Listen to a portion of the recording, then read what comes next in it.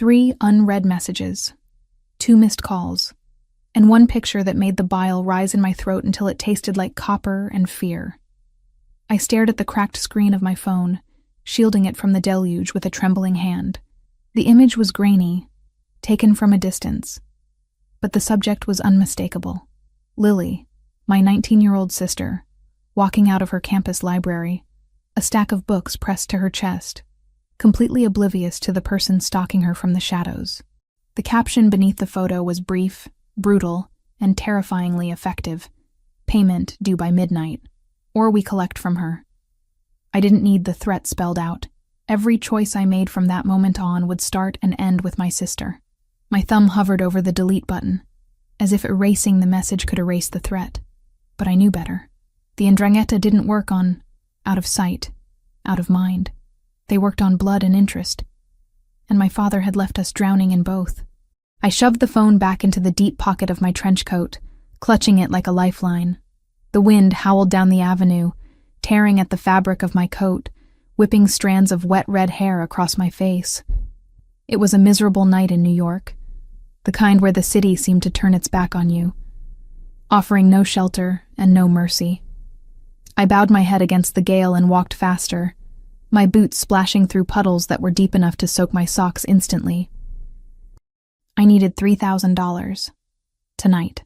It wasn't a fortune to the people who lived in the skyscraper I was approaching, a monolith of glass and steel that pierced the storm clouds.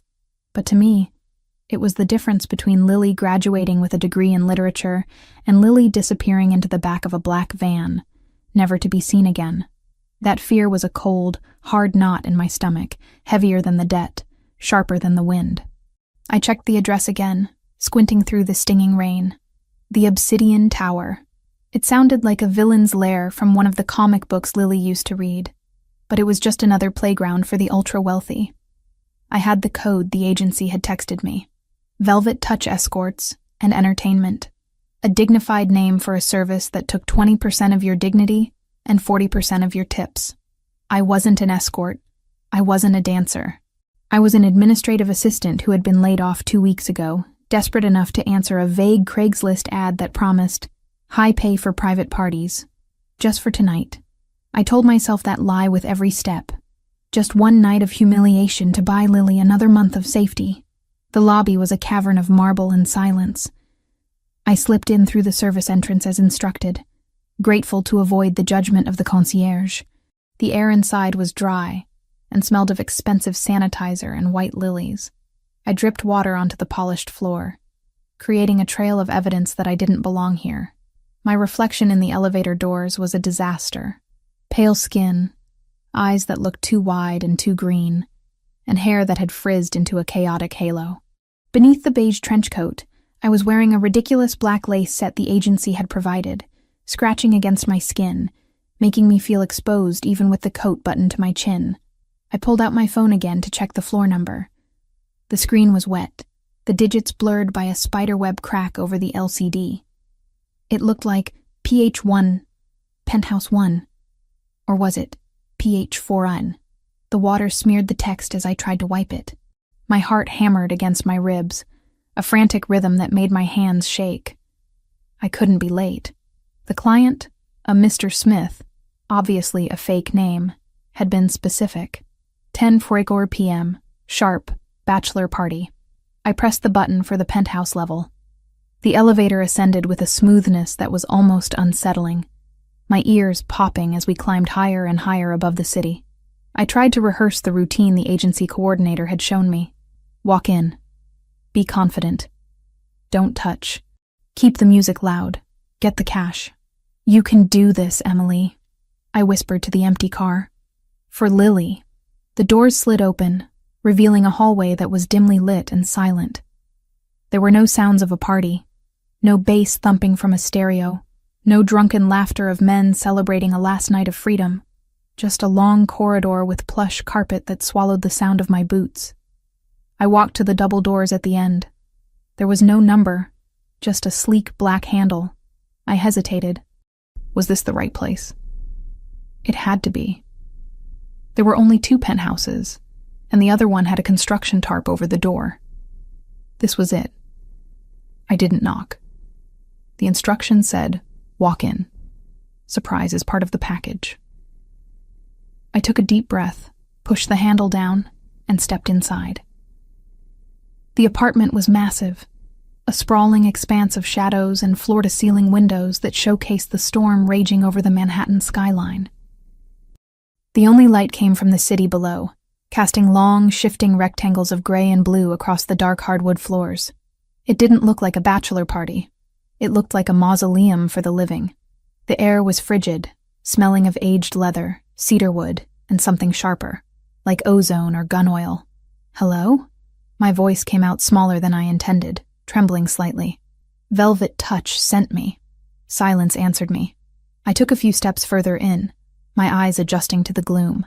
In the center of the room, facing the window with his back to me, sat a man in a high-backed leather chair. He was motionless, a dark silhouette against the lightning that flashed outside. On the table beside him sat a crystal tumbler of amber liquid, untouched. Confusion warred with relief. Maybe I was early? Maybe the other guests hadn't arrived yet? Or maybe this was a private show for the groom. The agency sometimes booked one-on-one sessions, though they usually cost extra. If he was alone, maybe I could get this over with quickly. Strip, dance, get the money, run. "Mr. Smith?" I asked, moving closer. The man didn't turn. He didn't even stiffen. He possessed a stillness that felt unnatural, like a predator waiting in tall grass. "You're the entertainment?" I asked, the words feeling clumsy on my tongue. A stupid question. Of course he wasn't. He was wearing a suit jacket, his shoulders broad enough to block out a section of the Empire State Building. But my nerves were frying my synapses. For a split second, looking at his perfect posture and the way the shadows clung to him, I had the absurd thought that he looked like a statue, a piece of art meant to be looked at, not touched. He lifted the glass to his lips, took a slow sip, and placed it back down with a sharp clink. He still didn't turn. I have a playlist," I stammered, fumbling with my phone. "I can just start? No objection." I took his silence for consent. My hands were shaking so badly I almost dropped the phone. I found the track, some generic bass-heavy R&B song the agency recommended, and pressed play. The music blared from my tiny phone speakers, sounding tinny and pathetic in the cavernous room. I needed to move. I needed to do this. Every second I hesitated was a second closer to midnight, to the deadline for Lily. I unbuttoned my trench coat. The wet fabric peeled away, dropping to the floor with a heavy slap. The cold air of the apartment hit my skin, raising goose flesh instantly. I was standing in nothing but the black lace lingerie and my boots. I felt ridiculous. I felt cheap. I forced a smile onto my face, a plastic mask of seduction that felt tight and foreign. "I hope you're watching," I said, trying to inject a sultry tone into my voice, but it cracked. I began to move. It wasn't graceful. I wasn't a dancer. I gyrated my hips to the beat, stepping closer to the chair. I ran my hands over my own body, trying to mimic what I'd seen in movies, but my limbs felt heavy, disjointed. I spun around, hoping to catch his eye, hoping for some reaction, lust, amusement, anything that would tell me I was doing the job I was being paid for. The man slowly rotated the chair. The music seemed to die in the air, swallowed by the sheer intensity of his presence. He was terrifying. That was the first word that struck my mind. Not handsome, though he was devastatingly striking, with a jawline that could cut glass and hair as black as the abyss. He was terrifying because of his eyes.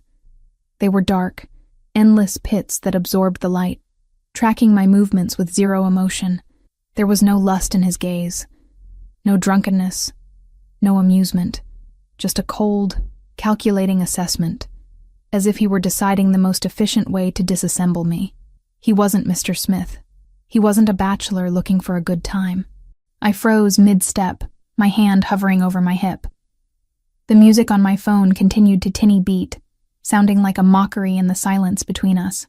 "You're not the client," I whispered, the realization hitting me like a physical blow. I'm in the wrong apartment." He looked at me.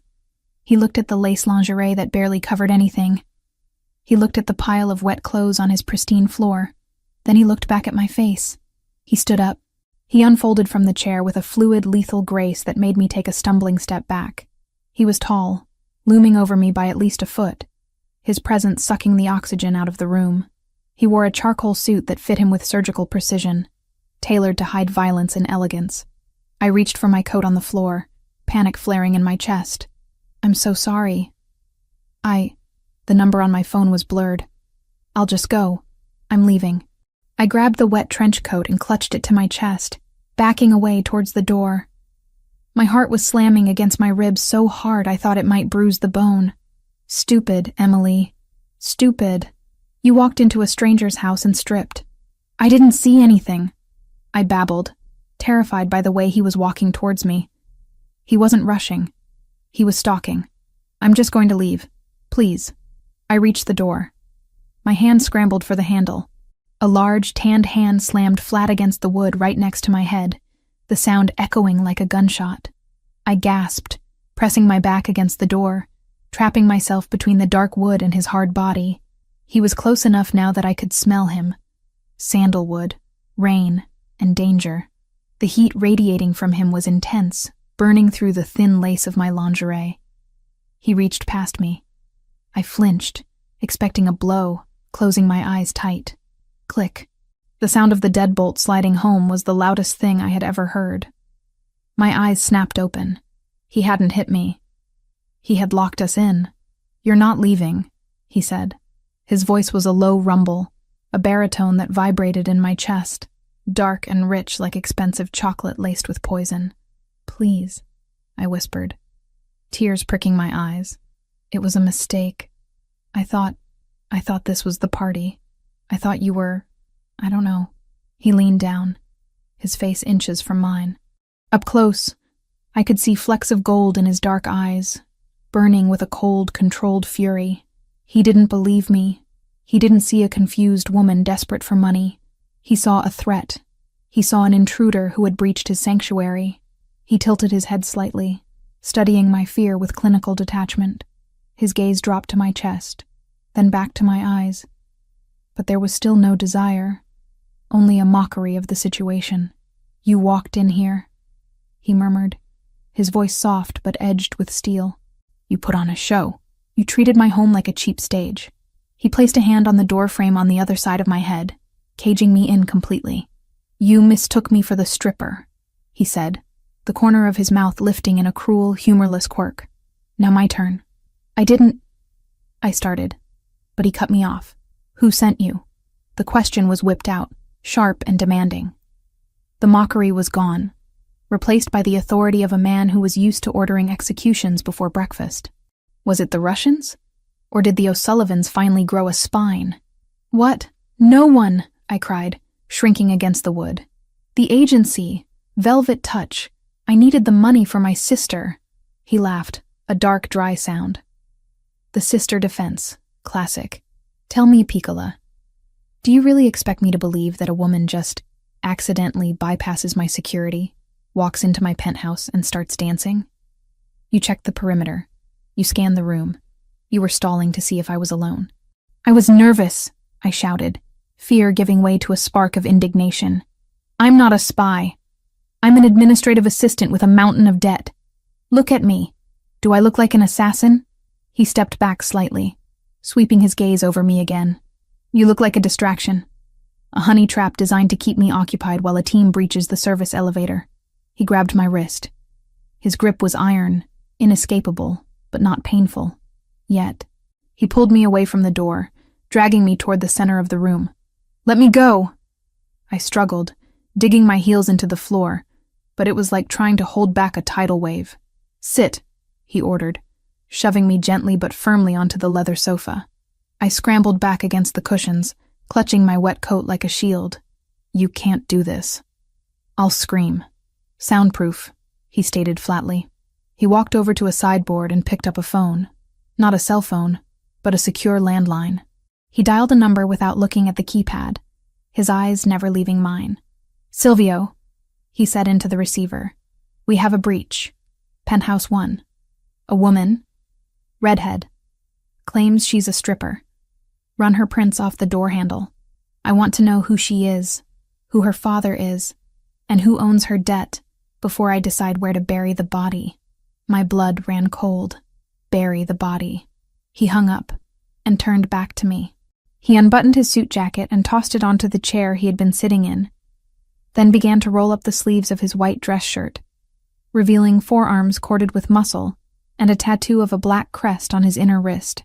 "You have 5 minutes until my head of security calls back," he said, walking toward me. "If you lie to me, you vanish.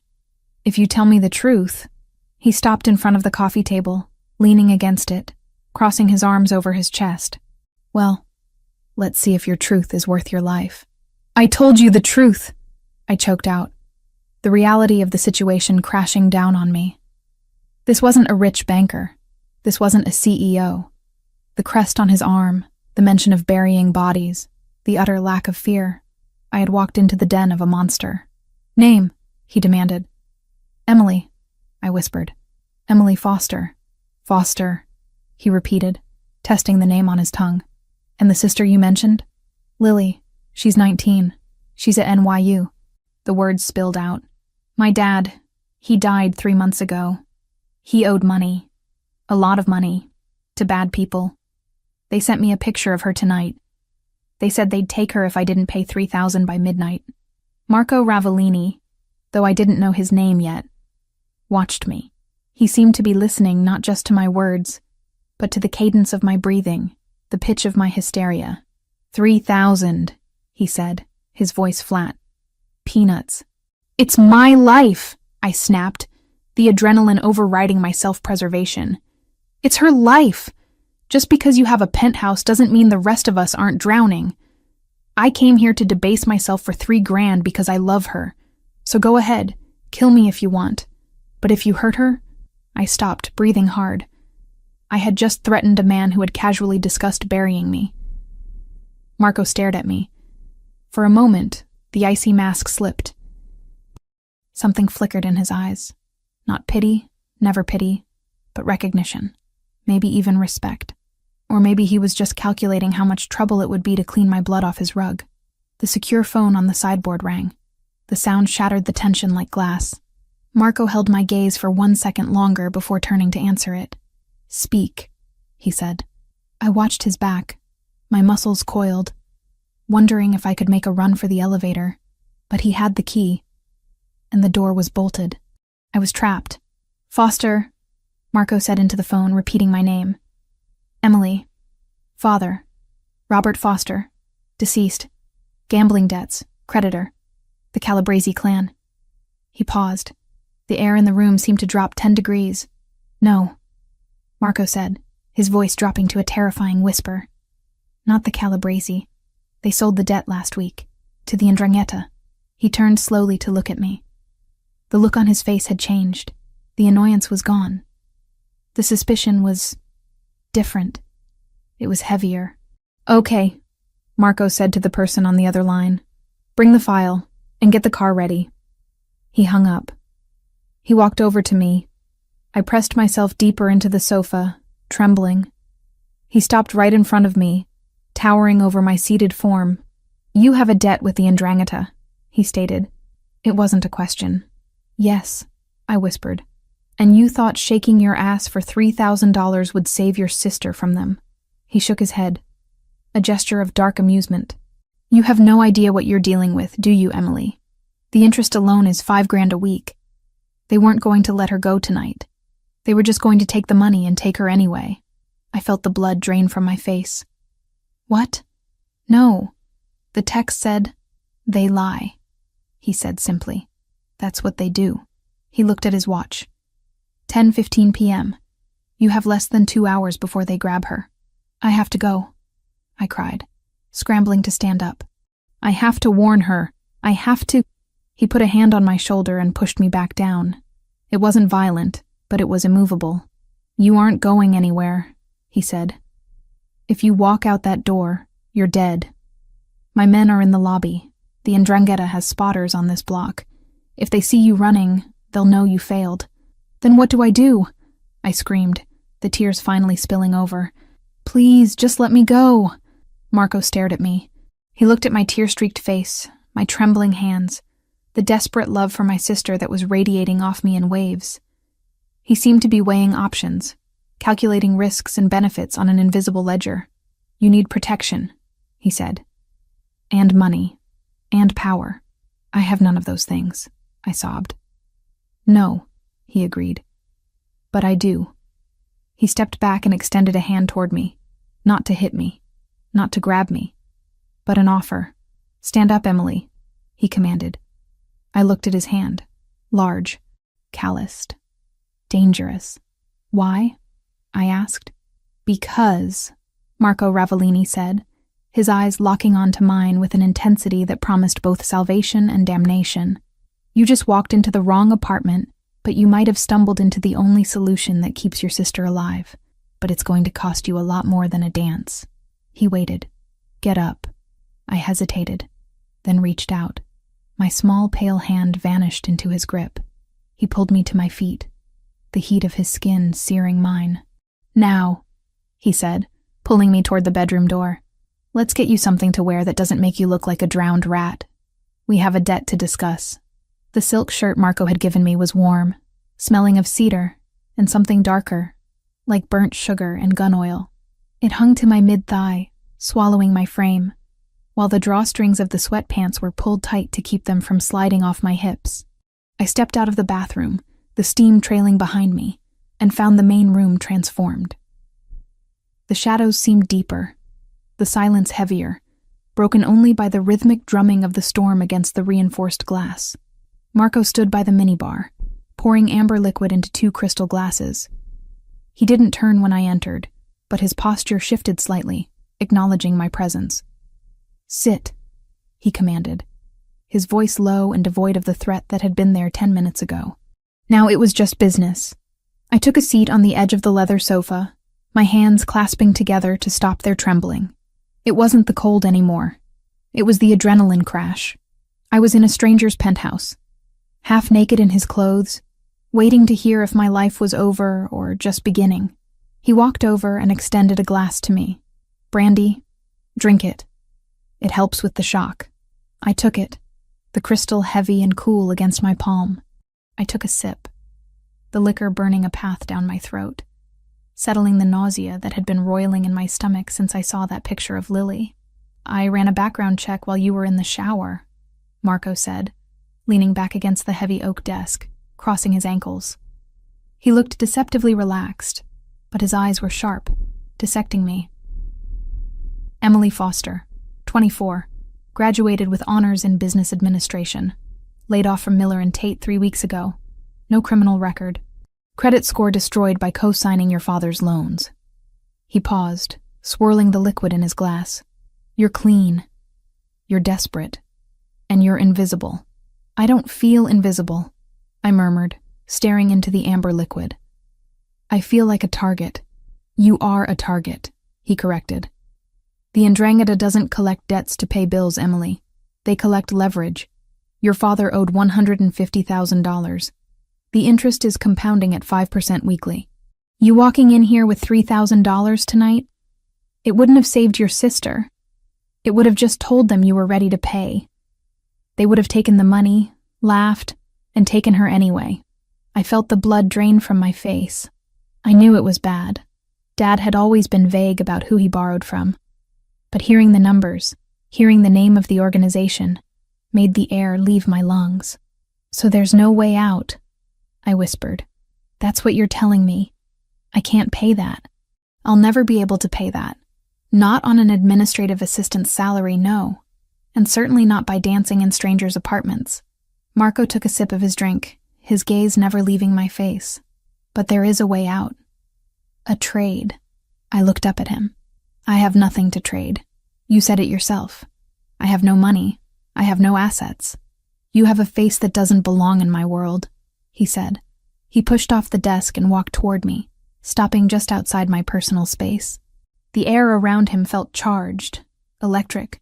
"I am in the middle of closing the West Side Development Project. It is a legitimate construction contract worth over $500 million. The city commission is hesitant. They think the Ravellini family is nothing but thugs in expensive suits. They want stability. They want to see that I am not a warlord, but a man capable of settling down. He set his glass down on the coffee table with a deliberate click. I need a fiancé. I blinked, my brain struggling to bridge the gap between debt collectors and marriage proposals. A what? A fiancé, he repeated. Someone respectable. Someone innocent. Someone who can stand by my side at galas and charity dinners and look at me with adoration, convincing those old men that I am tamed. I need a shield, Emily. And you need a sword. You want me to pretend to be your fiancé? I asked, my voice rising slightly. For how long? 6 months. Until the contracts are signed and the ground is broken. He leaned forward, placing his hands on the back of the sofa, boxing me in. In exchange, I will buy your father's debt tonight. All of it. Principal and interest. I will burn the note. The 'Ndrangheta will never look at you again. And for your sister, I will assign a detail to her. Invisible security. She will finish her degree without ever knowing a monster breathed in her direction. I stared at him. It was a deal with the devil. I knew that. But as I looked at Marco, at the hard lines of his jaw, the absolute, unshakable confidence in his eyes, I realized he was the only thing standing between Lily and a fate worse than death. You would pay $150,000 just for an image? I asked. The deal is worth $500 million, Marco said dryly. Paying your debt is a rounding error. The value is in your clean record and your desperation. I need someone who won't betray me because they have everything to lose. You fit the profile. He pulled a phone from his pocket. Not the secure landline this time, but a sleek black smartphone.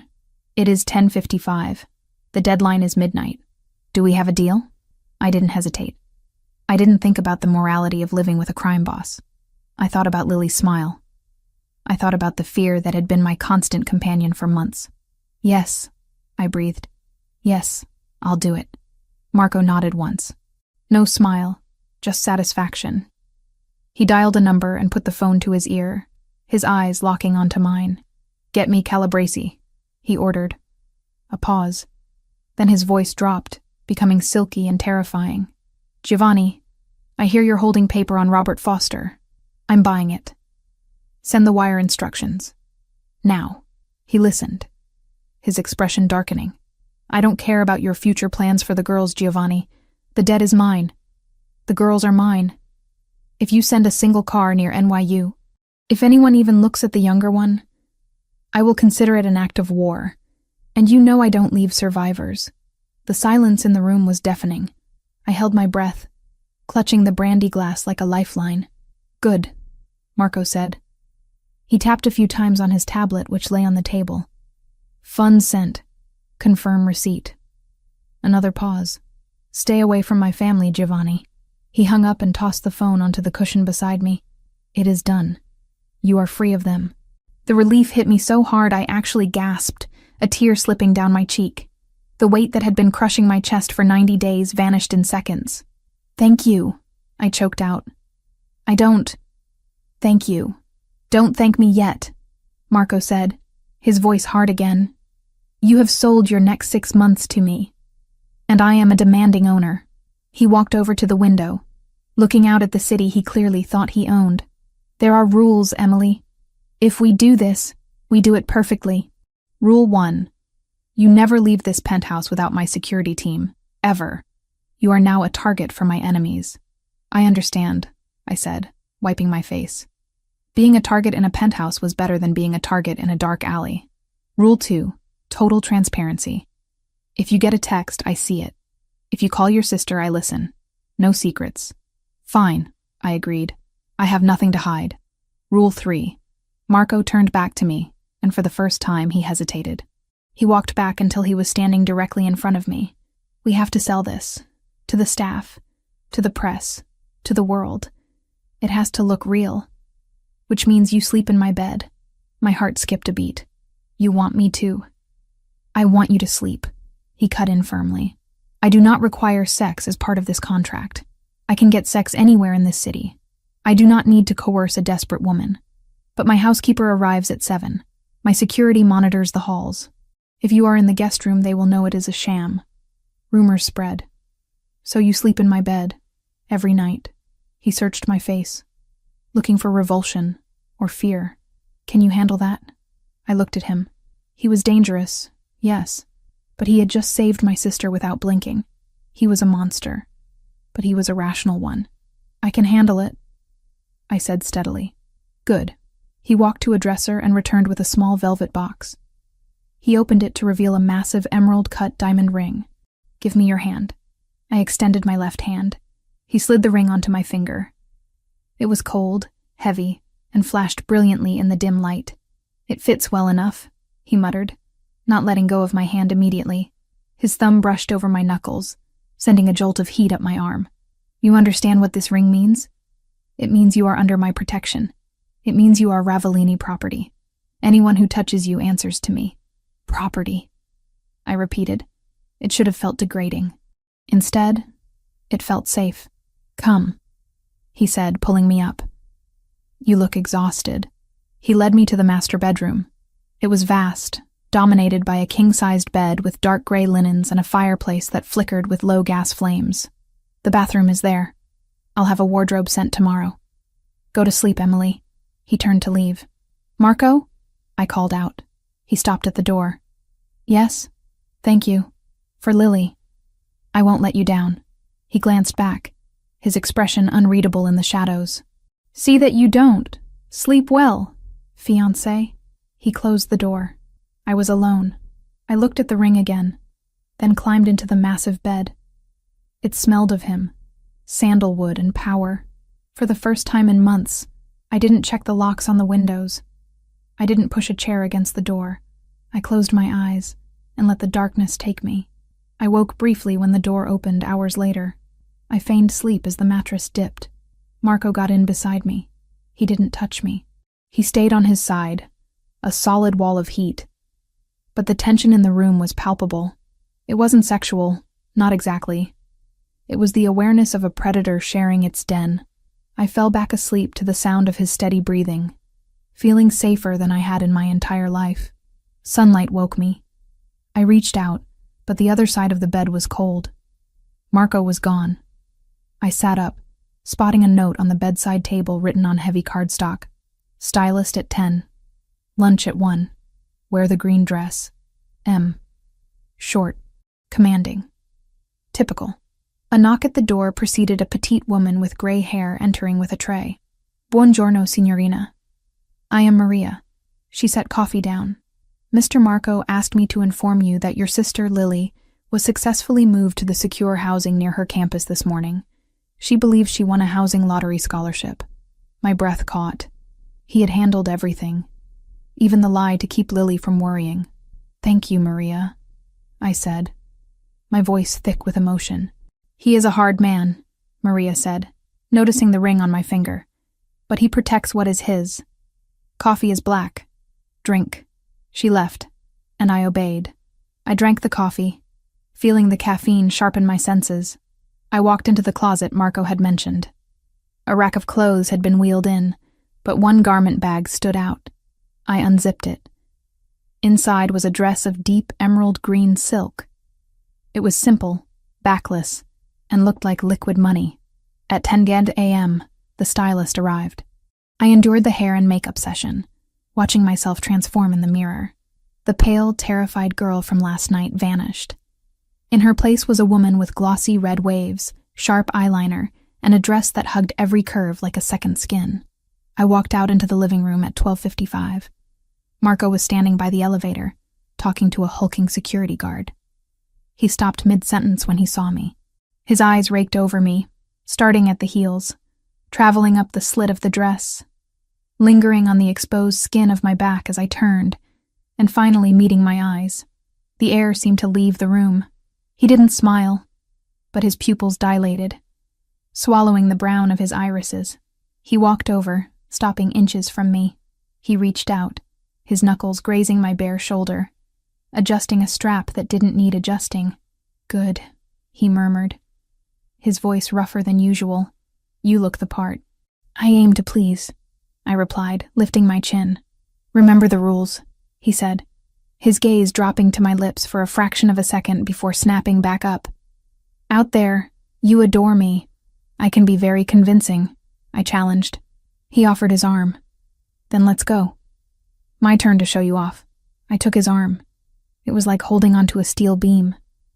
As the elevator doors slid shut, sealing us together, I knew there was no going back.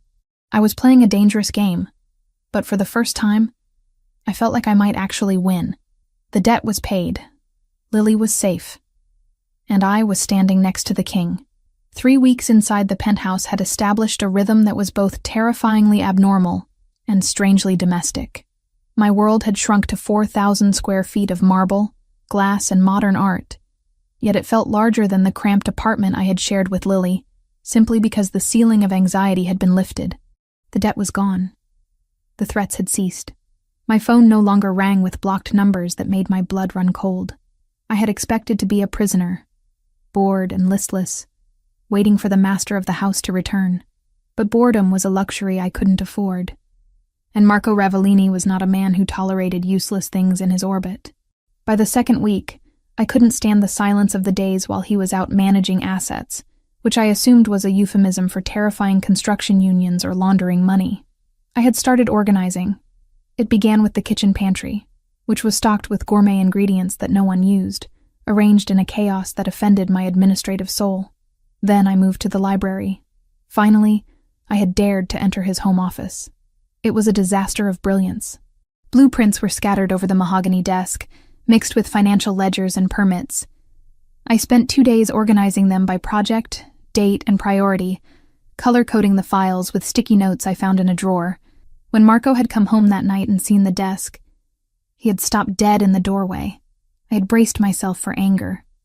For him to tell me I had overstepped, that I shouldn't touch his business.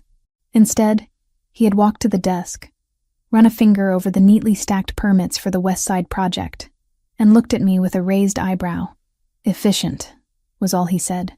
But the next morning, a brand new laptop was waiting on the dining table for me, with access to his legitimate scheduling software. I wasn't just the fiancé anymore. I was the manager of his public image. Tonight, however, the administrative assistant was retiring, and the trophy wife was clocking in. The emerald dress hung on the back of the door like a silent challenge. It was a masterpiece of silk and daring, with a neckline that plunged dangerously low, and a back that was non-existent. It was the color of envy, of money, of deep forests where things went to hide. "You have 20 minutes, Emily," Marco called from the living room. His voice was calm, deep, and carried that effortless authority that still sent a shiver down my spine, even after sharing a bed with him for 21 nights. I stepped into the dress, the silk cool against my skin. It fit with a precision that was almost unnerving, hugging my waist and flaring slightly at the hips. I fastened the diamond necklace he had given me. Another prop, another shackle, and looked in the mirror. The woman staring back wasn't Emily Foster, the girl who clipped coupons and worried about tuition. She was a predator. Her red hair was styled in sleek old Hollywood waves. Her lips painted a dark crimson. Her eyes sharp and guarded. I looked like I belonged to him. I looked like I could survive him. I walked out into the living area. Marco was waiting by the elevator, checking his watch. He was wearing a tuxedo that fit him so perfectly. It looked like it had been woven directly onto his body. The stark black and white contrasted with his olive skin and dark eyes, making him look devastatingly handsome and utterly lethal. He looked up as I approached. The motion of checking his watch froze. His hand lowered slowly to his side. He didn't say a word. He didn't have to. The way his gaze darkened, the way his eyes tracked the line of my throat down to the swell of my breasts and the curve of my hip, was louder than any compliment. It was a physical weight, heavy and hot. "Too much?" I asked, my voice sounding breathier than I intended. Marco took 2 long strides toward me, stopping just inside my personal space. He reached out, his knuckles brushing the bare skin of my arm, sending a cascade of goosebumps racing across my flesh. "No," he murmured, his voice rough, "just enough to make every man in the room hate me, and every woman hate you. That's the goal, isn't it?" I replied, tilting my chin up. "United front. Us against the world. Us against the world, he repeated, the corner of his mouth lifting in that half smile that was becoming my favorite danger sign. Turn around. I obeyed. I felt his fingers at the nape of my neck, checking the clasp of the necklace. His touch lingered, warm and calloused, against the sensitive skin of my spine. For a moment, I forgot about the contract. I forgot about the gala. I just felt him. The sheer, overwhelming reality of him standing behind me. Let's go, he said, stepping back abruptly, the moment broken. The car is waiting. The ride to the gala was silent. The partition up between us and the driver. The city blurred past the tinted windows, a streak of gold and red lights. My phone buzzed in my clutch. I didn't open it. I pulled it out and handed it to Marco. Rule number 2, total transparency. He took it, unlocked it with the passcode I had given him, and read the message. His expression didn't change, but the tension in his shoulders seemed to ease by a fraction of an inch. It's your sister, he said, handing the phone back to me. I snatched it, reading the text greedily. Lily. Hey Em, just finished my first week of exams. I think I aced the lit paper. The dorm is actually super quiet, I love it. Going to get pizza with some girls from the floor. Hope the big work event goes well. Love you. I read it twice. 3 times. Tears pricked at the corners of my eyes, threatening my carefully applied eyeliner. She was safe. She was eating pizza. She was taking exams. She was living the life she was supposed to live, completely oblivious to the fact that her sister was currently sitting in a bulletproof Mercedes next to a capo, wearing $50,000 worth of jewelry. She's happy, I whispered, the relief washing through me like a drug. She is safe, Marco corrected, his eyes fixed on the road ahead. The detail reported in. She aced the exam, by the way. She studied at the library until 2 a.m. for 3 nights in a row. My men watched the door the entire time. I looked at him, truly looked at him. In the shifting light of the street lamps, his profile was sharp, unyielding. He was a criminal. He was violent. But he was the most honorable man I had ever met when it came to his word. Thank you, Marco, I said softly. He turned to look at me then.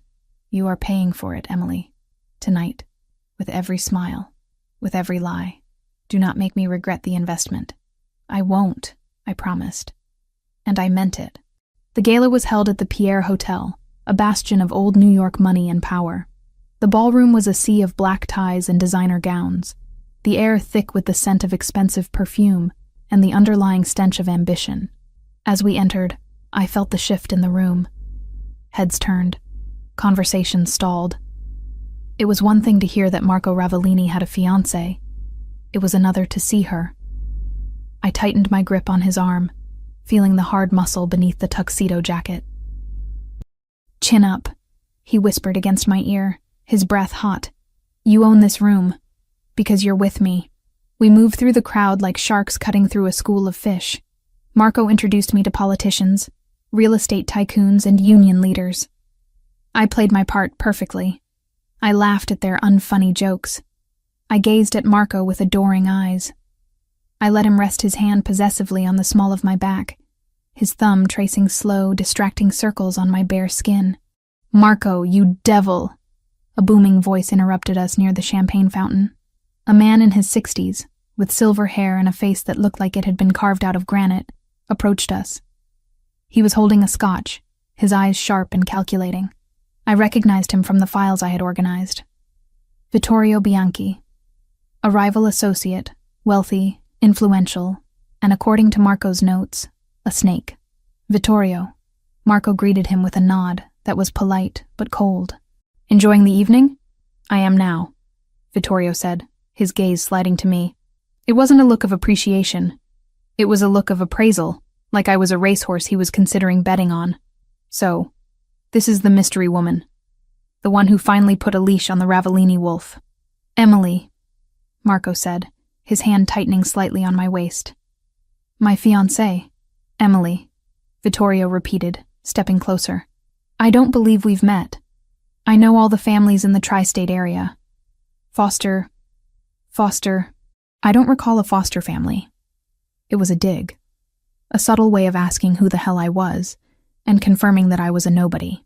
"I'm not from the families, Mr. Bianchi," I said, keeping my voice smooth and steady. "I prefer to keep my background private." Vittorio chuckled, a dry, rasping sound. "Private. Of course. Marco always did like to pick up strays. Tell me, my dear, what did you do before you landed in Penthouse 1? Model? Actress? Or just professional arm candy?" The insult hung in the air, heavy and gross. I felt Marco tense beside me. I knew he was about to speak, about to cut Vittorio down with a threat or a sharp word. But I squeezed his arm, signaling him to wait. This was my job. I was the shield. I released Marco's arm and took a small step toward Vittorio, smiling a smile that showed teeth but no warmth. "Actually, Mr. Bianchi," I said, my tone conversational, but loud enough for the surrounding circle to hear. "I was an asset manager. My specialty was identifying undervalued properties, restructuring high-risk portfolios, and eliminating toxic liabilities before they bankrupted the entire firm." I let my eyes drift pointedly to the much younger, bored-looking woman hanging off Vittorio's arm, then back to him. "I have a talent for spotting things that look expensive, but offer zero return on investment," I continued, sweet as poison. "Marco didn't hire me. He partnered with me. Because in a room full of people who inherited their power, he needed someone who knows how to actually count it." Silence rippled through the immediate group. Vittorio's smirk vanished. He blinked, clearly taken aback that the arm candy had just verbally eviscerated him using corporate speak. Marco let out a low, dark laugh. He pulled me back against his side, his grip firm and possessive. "She has a sharp eye, Vittorio," Marco said, his voice laced with pride. "I'd check your portfolio if I were you. You look a little over-leveraged."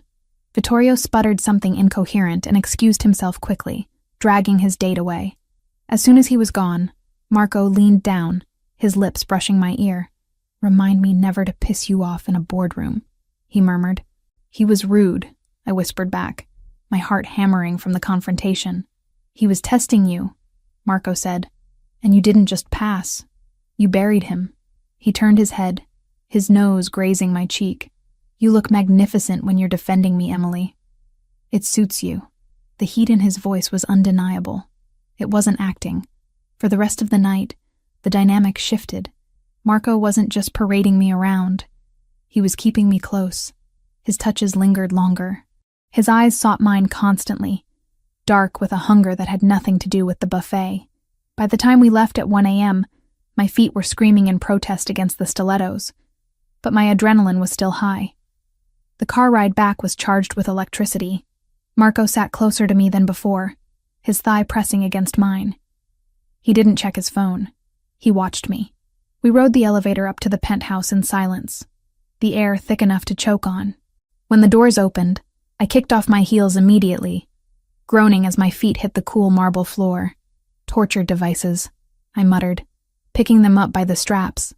"Vanity requires sacrifice," Marco said, loosening his tie. He tossed his jacket onto the sofa and walked over to the bar, pouring 2 glasses of water, not alcohol. "You did well tonight," he said, handing me a glass. "Better than well." The commission chairman was impressed. "He thinks I've found a stabilizing influence." "I just told them what they wanted to hear," I said, taking a sip. "It's just business, right?" Marco looked at me over the rim of his glass. "Just business." But he didn't move away. He set his glass down and pointed to the armchair. "Sit." "I'm fine. I just need to go to bed," I said, suddenly wary of the intensity in his gaze. "Sit, Emily," he repeated. It wasn't a bark. It was a low rumble. I sat. Marco knelt in front of me. My breath hitched in my throat. The great Marco Revellini, on his knees. He reached out and took my right foot in his large, warm hands. "Marco, you don't have to. Quiet," he murmured. His thumbs dug into the arch of my foot, finding the knot of tension instantly. I gasped, my head falling back against the chair. It was agony and ecstasy all at once. He worked the muscles with a skill that surprised me, his hands strong but strangely gentle. "You stood for 4 hours in these," he said, his voice vibrating through the soles of my feet. You defended my name against Bianchi. You protected the family image." He moved to the other foot, his fingers sliding up my ankle, grazing the sensitive skin of my calf. "I was just doing my job," I whispered, watching him through half-closed eyes. He looked up. His eyes were black pools, swirling with something that terrified and thrilled me. He was still kneeling between my legs, his hands on my calves now, his thumbs tracing the line of my shin. "You are good at your job," he said. The air between us crackled. He leaned forward. I leaned forward. The space between us shrank to inches. I could smell the brandy on his breath, mixed with the mint from the gala. I could feel the heat radiating from his chest. I wanted him to kiss me. The realization hit me like a physical blow. I didn't just want the safety. I wanted the danger. I wanted the man who had bought my life and locked me in his tower. Marco's gaze dropped to my lips. His hands slid up to my knees, pushing the silk of the dress slightly higher. My heart was pounding so hard I thought he could hear it. "Emily," he breathed, his voice a ragged whisper. I parted my lips. "Marco." He froze. The sound of his name seemed to snap a chord in him. The darkness in his eyes cleared, replaced by a wall of ice. He blinked, shaking his head slightly as if waking from a trance. He pulled his hands away from me as if I were on fire. He stood up abruptly, towering over me, buttoning his collar that he had just loosened. His face was a mask of stone. "It's late," he said, his voice flat, devoid of the heat that had been there seconds ago. "We have an early morning. The architects are coming at 8. I sat there, reeling, my skin cold where his hands had been. The rejection stung more than I expected. It felt like a slap. "Right," I said, my voice trembling. "The architects. Go to bed, Emily," he said, turning his back on me to face the window. "I'll sleep in the guest room tonight. I have work to finish." "But the rules," I started, confusion warring with hurt. "You said—" "Screw the rules," he snapped, his fists clenching at his sides.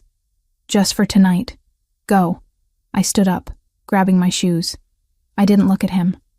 I couldn't. I walked down the hallway to the master bedroom, the emerald dress swishing around my legs, feeling less like armor and more like a costume. I closed the door and leaned against it, closing my eyes. He had wanted to. I knew he had. But he had stopped, because I was an asset, because I was a contract, because men like Marco Ravellini didn't fall for women like me. They used us and discarded us when the deal was done. I stripped off the dress and scrubbed the makeup from my face, revealing the pale, tired girl underneath. I crawled into the massive, empty bed, curling into a ball in the center. It was safe here. Lily was safe. The debt was paid.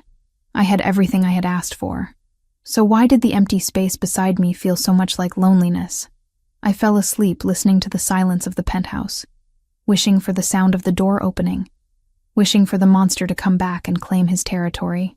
But the door stayed shut. And for the first time, the lock on the inside felt like it was keeping me in, not keeping the world out. The restaurant Marco intended to acquire was a study in understated oppression. Named L'Ombra, it sat nestled in the heart of Tribeca, a fortress of dark wood, heavy velvet drapes, and lighting so low it felt less like dining and more like conspiring. We were seated at the best table in the house, a semi-private booth that offered a clear view of the entrance while shielding us from the prying eyes of the other patrons. It was a strategic position, chosen not for romance but for survival, a fact that became increasingly clear as the night wore on. Technically, this was a date.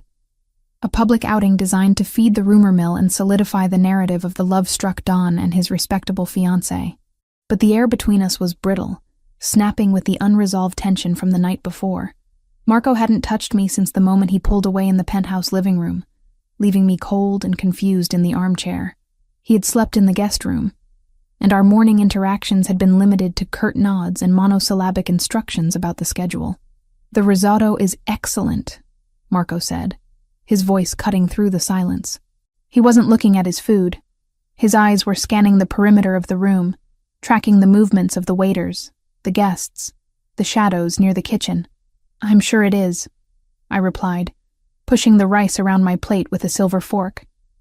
So, are you buying this place for the food or for the sightlines? Marco's gaze flickered to me, dark and unreadable. I'm buying it because it washes money efficiently. The kitchen moves volume, the wine list is overpriced, and the back exit leads directly to a street that doesn't have traffic cameras. It's a logistical asset.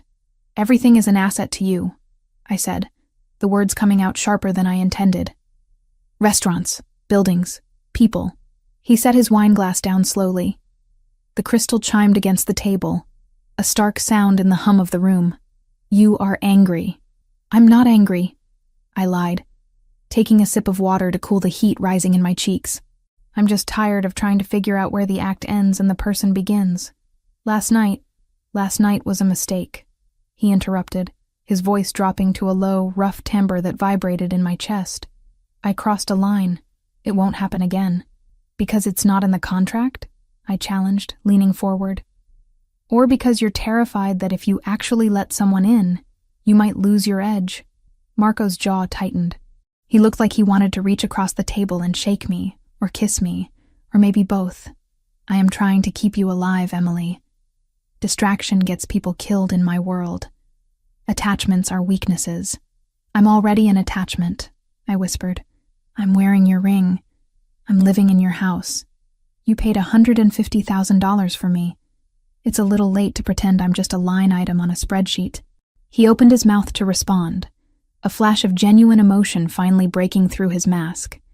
But the words never came. The front window of the restaurant exploded inward. It wasn't a sound. It was a physical force. 1 second we were arguing about feelings.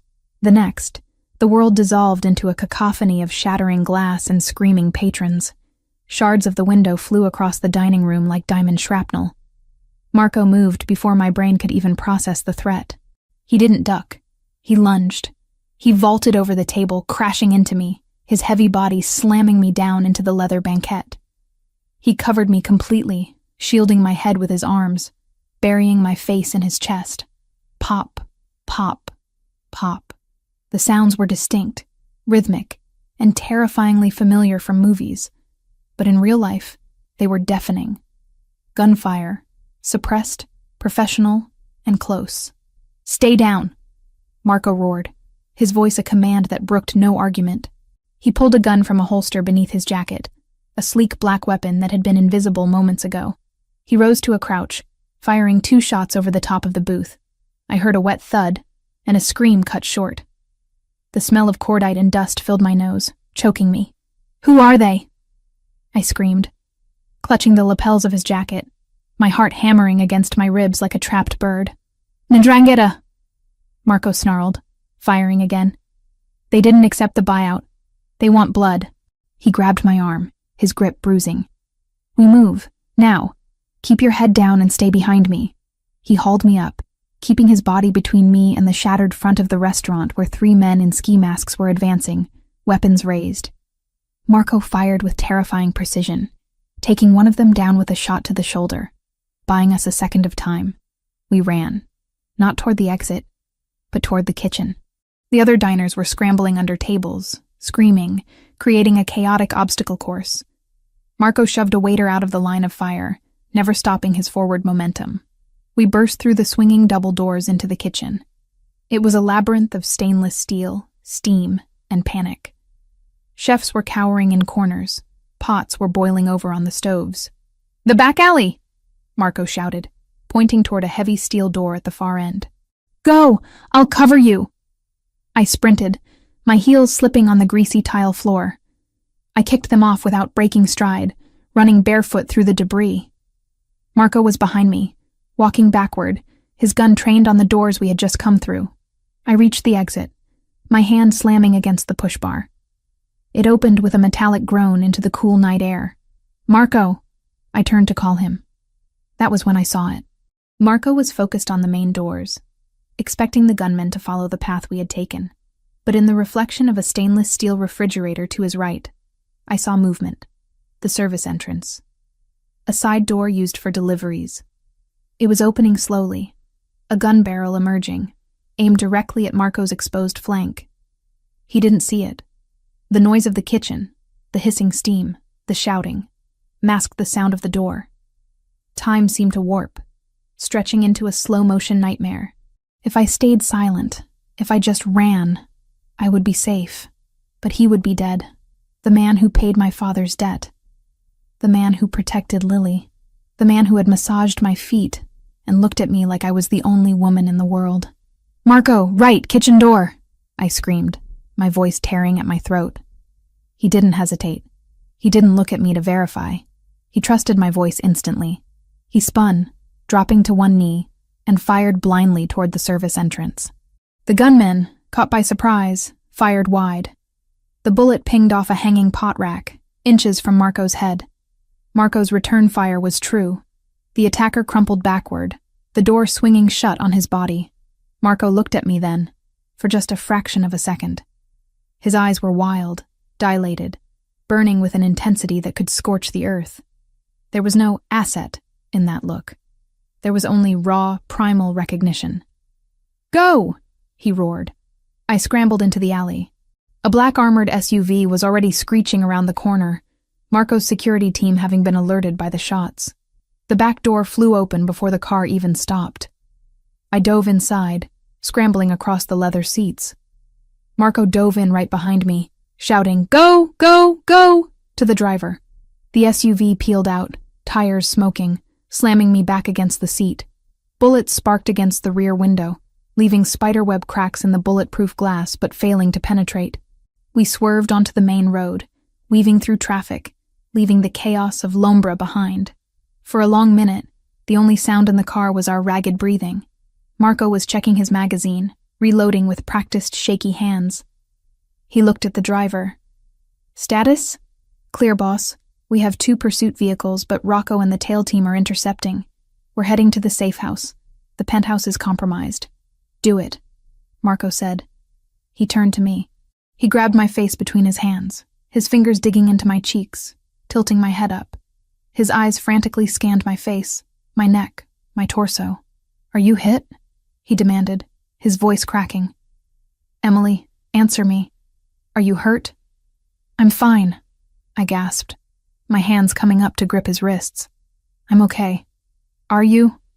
"You saw him," he breathed, staring into my eyes. "You saw the man in the service door." "Yes." "You saved my life," he said, the words heavy, absolute. "I was dead. You warned me." "I told you," I managed to whisper, fighting the shock that was starting to set in. "I'm a good investment."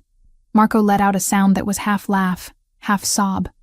He pulled me into him, crushing me against his chest. His arms wrapped around me like steel bands, holding me so tight it was hard to breathe. But I didn't care. I buried my face in the crook of his neck, smelling the gunpowder and the sweat and the underlying scent of him. "You are not an investment," he growled against my hair. "You are... God, you are everything." He held me for the entire ride. He didn't let go even when he had to issue orders to his team on the phone. He kept one arm locked around me, anchoring me to him. We drove for nearly 40 minutes, leaving the city lights behind, heading north into the dense darkness of the woodlands. The SUV finally turned onto a gravel road, winding up a steep hill surrounded by thick pine trees. The safe house wasn't a shack. It was a modern fortress of concrete and glass, cantilevered over a ravine, isolated and impenetrable. The car stopped. Marco ushered me out, his body shielding mine until we were inside the heavy steel doors. The interior was cold, the air stagnant. It hadn't been used in a while. Marco hit a switch, and emergency lights flickered on, casting long, eerie shadows across the minimalist furniture. "Lock it down," Marco ordered the driver who had carried our bags in. "Patrol the perimeter. No one gets within a mile of this place." "Yes, sir." The guard left, the heavy door thudding shut, sealing us in. Silence descended.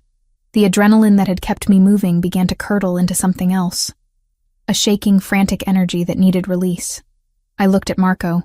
He was standing in the center of the room, his jacket discarded on the floor, his white shirt stained with soot, and a smear of blood that wasn't his. He was looking at me with that same intensity from the kitchen, but magnified 1,000 times. "You could have run," he said, his voice rough. "When we were in the kitchen, you were at the exit. You could have run out and saved yourself. You stopped to warn me." "I wasn't going to leave you," I said, my voice trembling. "We had a deal." "Fuck the deal," Marco swore, crossing the room in 2 strides. He grabbed my shoulders, his grip desperate. "That wasn't the deal. The deal was money for safety. The deal was a performance. What you did back there, that wasn't acting." "No," I admitted, looking up at him, feeling the heat radiating from his body. "It wasn't." "Why?" he demanded, shaking me slightly. "Why would you risk your life for a monster? For a man who bought you? Because you're not just a monster," I cried out, the emotions of the last 3 weeks finally boiling over. "Because you saved Lily. Because you held my hair back when I was sick from the stress. Because you look at me like I'm a person, not a thing. Because I feel safe with you, Marco. Even when people are shooting at us, I feel safe with you." Marco stared at me, his chest heaving. The walls he had built, the coldness, the professional distance, the rules, crumbled. I saw the man beneath the dawn, the man who was terrified, lonely, and starving. "I tried to stop this," he whispered, his hand coming up to cup my jaw, his thumb brushing my bottom lip. "I tried to keep you at arm's length. I tried to tell myself you were just a job. You failed," I murmured, leaning into his touch. "I know," he groaned. He kissed me. It wasn't a gentle movie star kiss. It was a collision. It was violent and desperate, fueled by the terror of near death and the rage of survival. His mouth crushed mine, demanding, claiming. I opened to him instantly, wrapping my arms around his neck, pulling him closer. I needed to feel him. I needed to know he was alive, solid, real. He lifted me up, my legs wrapping around his waist instinctively. He carried me through the unfamiliar house, kicking open a door to a bedroom, not breaking the kiss for a second. He pressed me against the wall, his hands roaming over my body, possessing every inch of me. "You're mine," he growled against my throat, biting lightly at the sensitive skin. "You understand? No more contracts, no more pretending. You are mine." "I'm yours," I gasped, my fingers tangling in his dark hair. "I've been yours since you locked that door." He carried me to the bed, falling with me onto the mattress. The clothes we were wearing, the expensive dress, the ruined shirt, were barriers that were torn away with frantic haste. There was no finesse, only need. The darkness of the room wrapped around us. But we were burning. When we finally came together, it was an exorcism.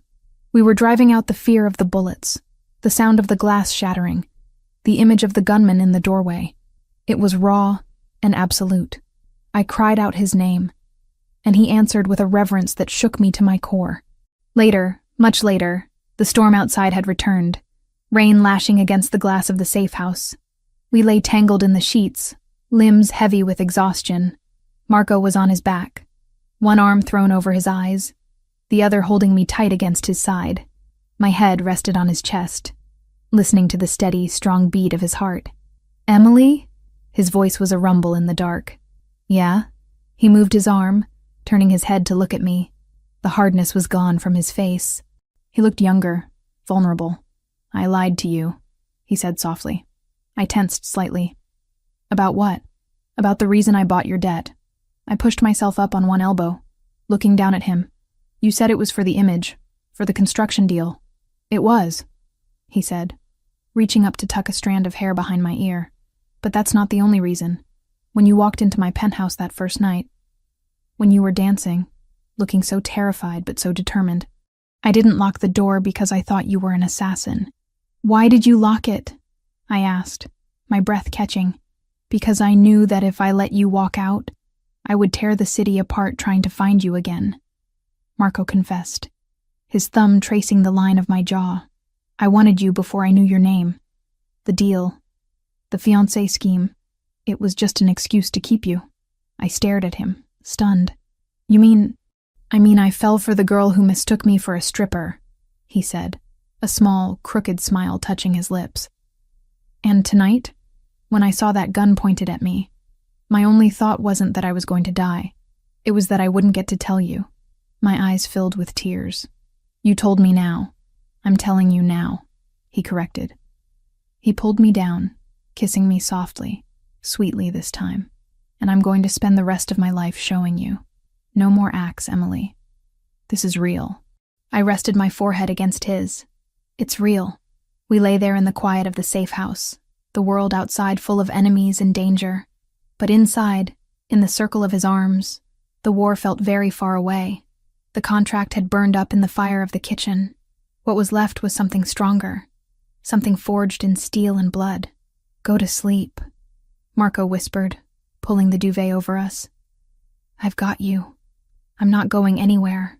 "I know," I said, closing my eyes. And for the first time, I didn't just believe him because I had to. I believed him because I felt it in my bones. The monster hadn't just captured the princess. He had given her the keys to the castle, and I wasn't planning on leaving. The gray light of dawn was filtering through the reinforced shutters of the safe house when I woke up. The bed was still warm where Marco had been, but he was already up. I pushed myself up on my elbows, the sheet pooling at my waist, my body aching in a way that was both exhausting and exhilarating. The memories of the night before, the frantic escape from the restaurant, the desperate drive, the way we had collided in this bed, flooded back, flushing my skin with heat. But the atmosphere in the room had shifted. The intimacy of the night had evaporated, replaced by the cold, metallic tension of morning. Marco was standing by the heavy steel door, checking the load on a fresh magazine. He wasn't wearing the ruined tuxedo. He was dressed in tactical gear. Black cargo pants, heavy boots, and a tight black t-shirt that clung to his chest. A Kevlar vest sat on the chair next to him, along with a shoulder holster. He looked like a soldier preparing for a war he didn't expect to return from. "You're leaving," I said, my voice raspy from sleep and the screaming I'd done in the car. Marco looked up. His eyes were hard, the soft vulnerability I had seen in the dark completely gone. He was the Dawn again. "The city is falling apart," he said, sliding the magazine into the Glock with a sharp click. "The attack on the restaurant wasn't just a hit. It was a declaration. The Ndrangheta has moved on 3 of my construction sites overnight. They burned a warehouse in Queens an hour ago.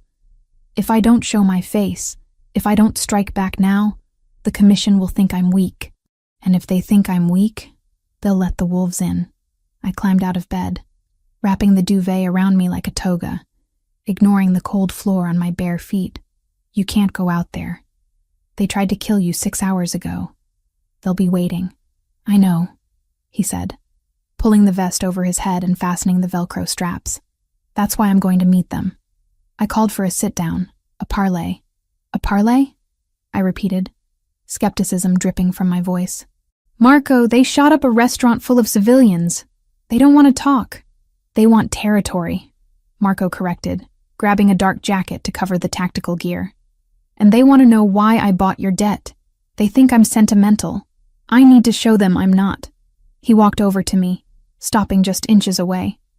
He reached out, his hand cupping the back of my neck, his thumb stroking my cheekbone. "I have to end this, Emily. Today, before they get close enough to hurt you again. I'm safe here," I whispered, leaning into his touch despite the fear clawing at my throat. "You are," he affirmed. "Rocco is outside with the A-team. The perimeter is mined. The doors are blast-proof. You do not open this door for anyone but me. Do you understand? Not for police, not for fire, only me." "I understand," I said. "But take backup, please. I'm taking Silvio and a skeleton crew. Too many men looks like an invasion. I need to look confident." He kissed my forehead, a brief, hard press of his lips. I left my laptop on the table in the main room. It has access to the security feeds. "Watch the perimeter if you want, but don't leave the bunker." He pulled away, the loss of contact physical. "I'll be back by dinner. Promise?" He paused at the door, his hand on the heavy iron handle. He looked back at me, and for a second the mask slipped. "I promise." Then he was gone. The heavy thud of the door locking echoed through the concrete space, sealing me in. I showered quickly, scrubbing the smell of smoke and sex from my skin, though I couldn't scrub away the worry. I dressed in the only clothes I had, Marco's spare tactical pants that I rolled up at the ankles, and a thick wool sweater I found in a closet. I looked ridiculous, like a child playing soldier, but I needed to feel prepared. I paced the main room for an hour. The silence of the safe house was oppressive. It was a sterile box of concrete and glass, suspended over a ravine, completely isolated from the world. I checked the windows. Nothing but pine trees and gray sky. I checked the front door monitor. Rocco was standing there, an assault rifle across his chest, looking like a statue. I couldn't just sit there. My mind was racing, replaying the attack at the restaurant, the man in the service door. How had he known? How had they known we would be at Lombra? It was a last-minute decision. Marco hadn't even told his driver until we were in the car. Intelligence leak. The words floated in my mind, cold and logical. I walked over to the dining table where Marco had left his laptop. It was a sleek, military-grade machine, rugged and unpretentious. He had left it so I could watch the cameras. But Marco knew who I was. He knew I had organized his office. He knew I had access. I opened the lid. The screen came to life, demanding a password. I typed in the one he had given me for the scheduling software weeks ago. Access granted. I wasn't looking for security feeds. I was looking for the money. In my years as an asset manager, and later as an executive assistant who practically ran the CFO's life, I had learned one universal truth. People lie, but numbers don't. Betrayal always leaves a receipt. If someone had sold us out, they had been paid for it. I opened the remote server access, navigating to the financial ledgers I had color-coded just days ago. I started with the recent transactions. The West Side Project accounts, the payroll. The bribes disguised as consulting fees. Everything looked normal on the surface. Marco was meticulous, but I wasn't looking for the big picture. I was looking for the cracks. I pulled up the accounts for the last 48 hours. Nothing. I went back a week. Still nothing obvious. I felt a headache forming behind my eyes, the glare of the screen burning into my retinas. I was wasting time. Marco was out there walking into a war, and I was playing accountant. Think, Emily. Think. The man in the kitchen door. He knew exactly where to stand. He knew the layout. That meant the leak wasn't just about location. It was about strategy. I opened the personnel files. Who had access to Marco's schedule? The driver, Rocco, Silvio, and me. I ruled myself out. I ruled out the driver. He had taken a bullet for us in the car escape. Rocco was standing outside ready to die for me. That left Silvio, the consigliere, Marco's right hand, the man who had been with the family for 20 years. It was impossible. He was like an uncle to Marco. But in finance, impossible is just a discrepancy you haven't found yet. I went into the subledger for operational expenses. This was the slush fund, cash payments for informants, cleanup crews, and temporary safe houses. It was messy, designed to be untraceable. I started cross-referencing the withdrawals with the dates of security breaches. 3 months ago, a shipment of steel was hijacked at the docks. 2 days before that, a withdrawal of $50,000 was made from the slush fund for legal retainers. 2 months ago, a raid on one of Marco's gambling dens. 3 days prior, a withdrawal of $75,000 for permit expediting. Yesterday, the attack at Lombra. I scrolled frantically. There it was. A transfer made yesterday morning. $250,000. Not a withdrawal. A deposit. I froze. Why would the slush fund receive a deposit? The slush fund was for spending, not earning. I clicked on the transaction details. The source was obscured, routed through a shell company called Giano Imports. My heart hammered against my ribs. I opened a new tab and ran a search on Giano Imports. It was a dummy corporation registered in the Cayman Islands. Dead end. But I wasn't just an admin. I was good at this. I pulled up the IP log for the transaction. The deposit hadn't been authorized by an external bank. It had been an internal transfer disguised as external. Someone had moved money from a hidden account into the slush fund to cover a shortfall, perhaps hoping no one would notice the balance fluctuation. I traced the originating account. It was a blind trust. I needed the access key. Who authorized the movement? I typed in a command prompt, bypassing the user interface to look at the metadata of the ledger entry. User ID, SR Consigliere 01. Silvio. Silvio had moved money into the family accounts. Why?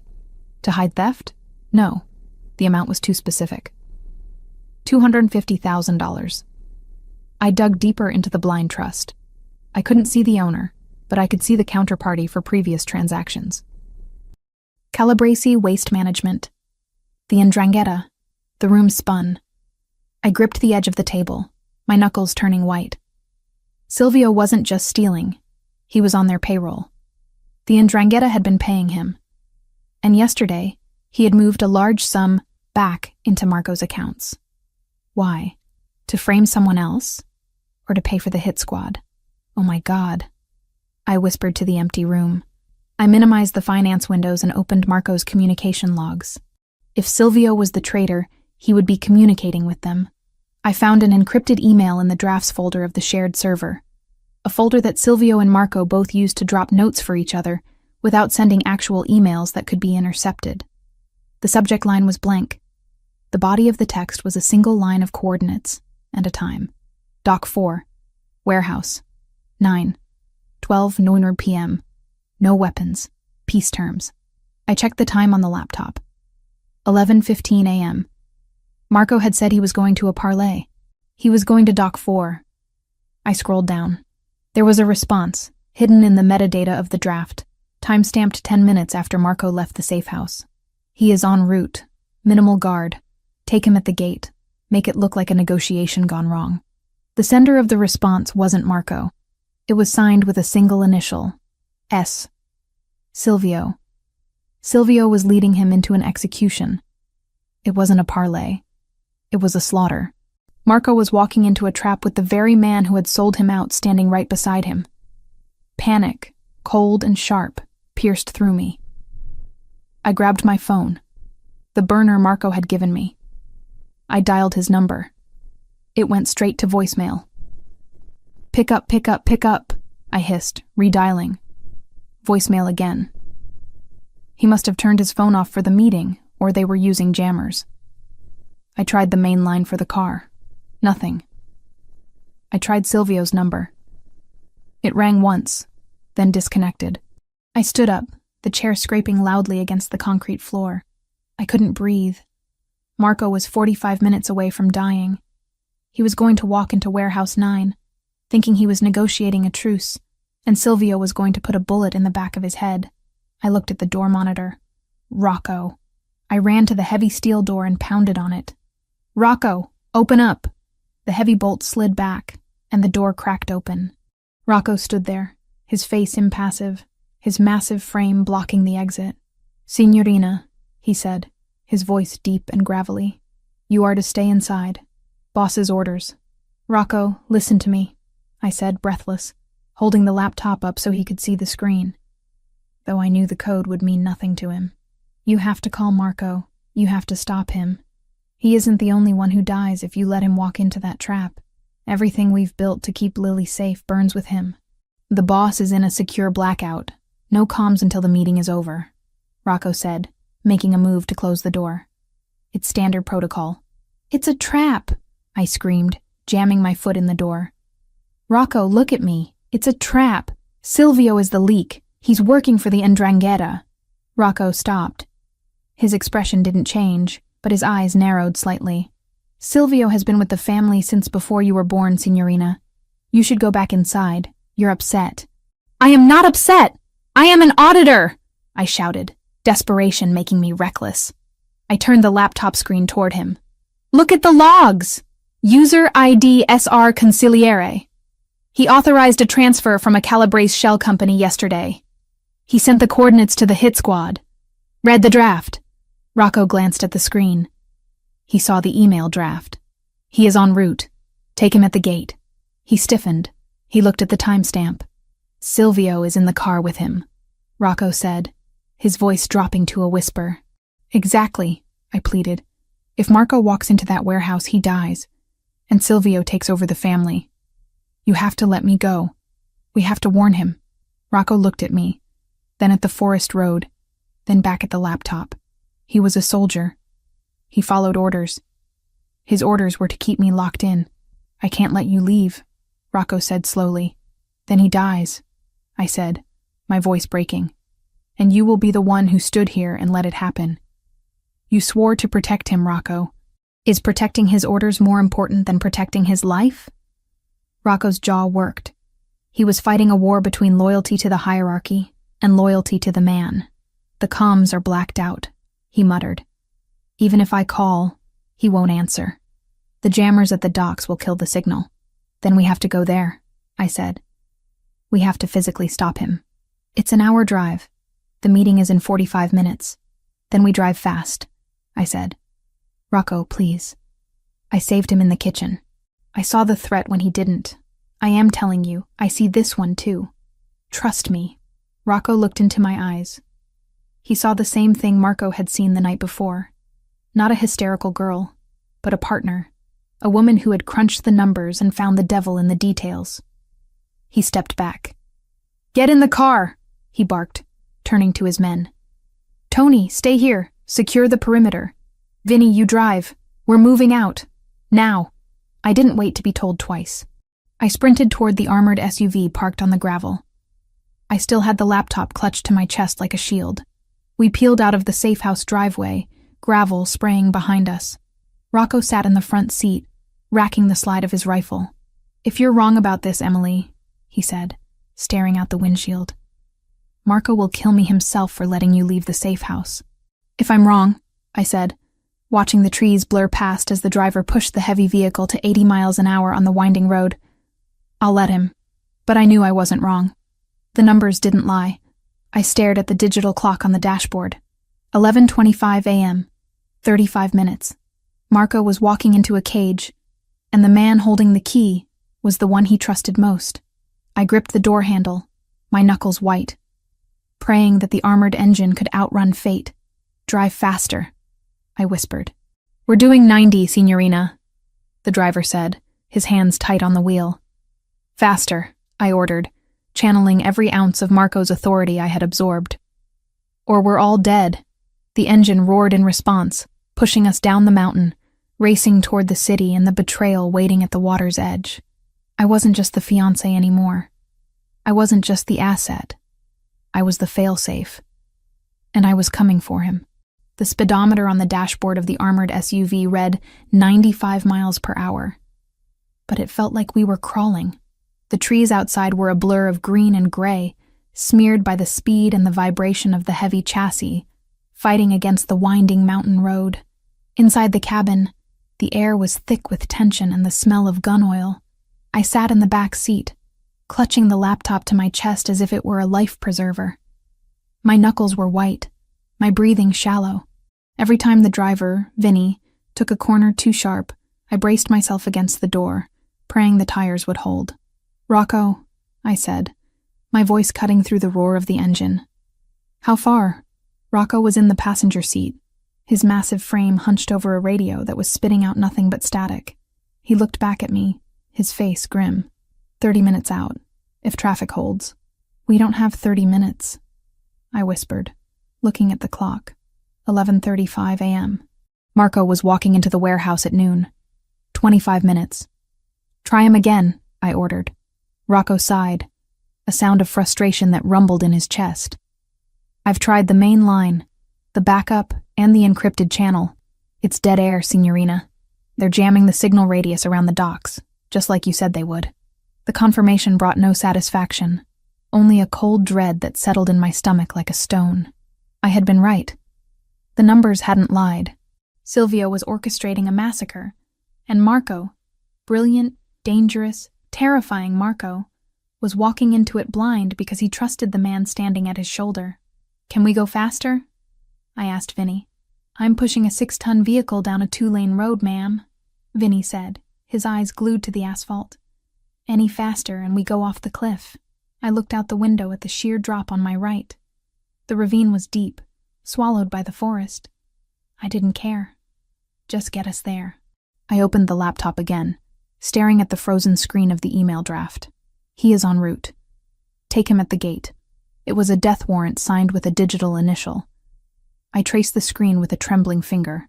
I had spent my life organizing files, balancing budgets, and managing schedules.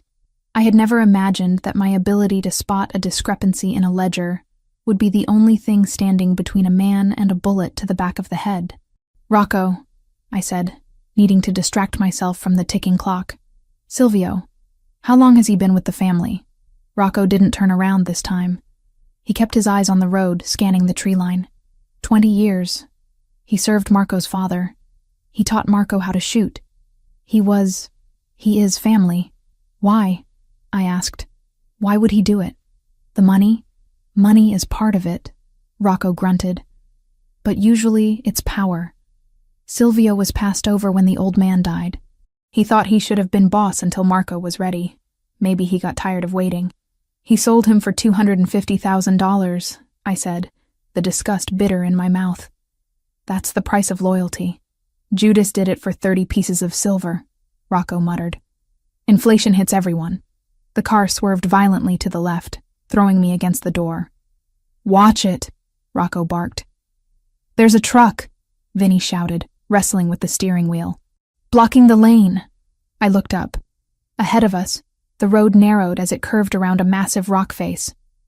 A heavy-duty delivery truck was parked sideways across both lanes, completely blocking the path. It's a roadblock, Rocco shouted, reaching for the assault rifle mounted on the dash. Reverse, Vinny, reverse. But it was too late. From the wooded ridge above us, a streak of light flashed. A rocket-propelled grenade. It didn't hit the car directly. It struck the asphalt 10 feet in front of the bumper. The explosion was deafening, a concussion that rattled my teeth and shattered the world into fire and smoke. The front of the SUV lifted off the ground. I screamed as gravity failed. The heavy vehicle was thrown backward like a toy, spinning out of control. We slammed into the guardrail. The metal shrieked, a horrible tearing sound, and then gave way. We were falling. The world became a washing machine of violence. The car rolled down the embankment, crushing trees, slamming against boulders. Glass shattered, metal crumpled.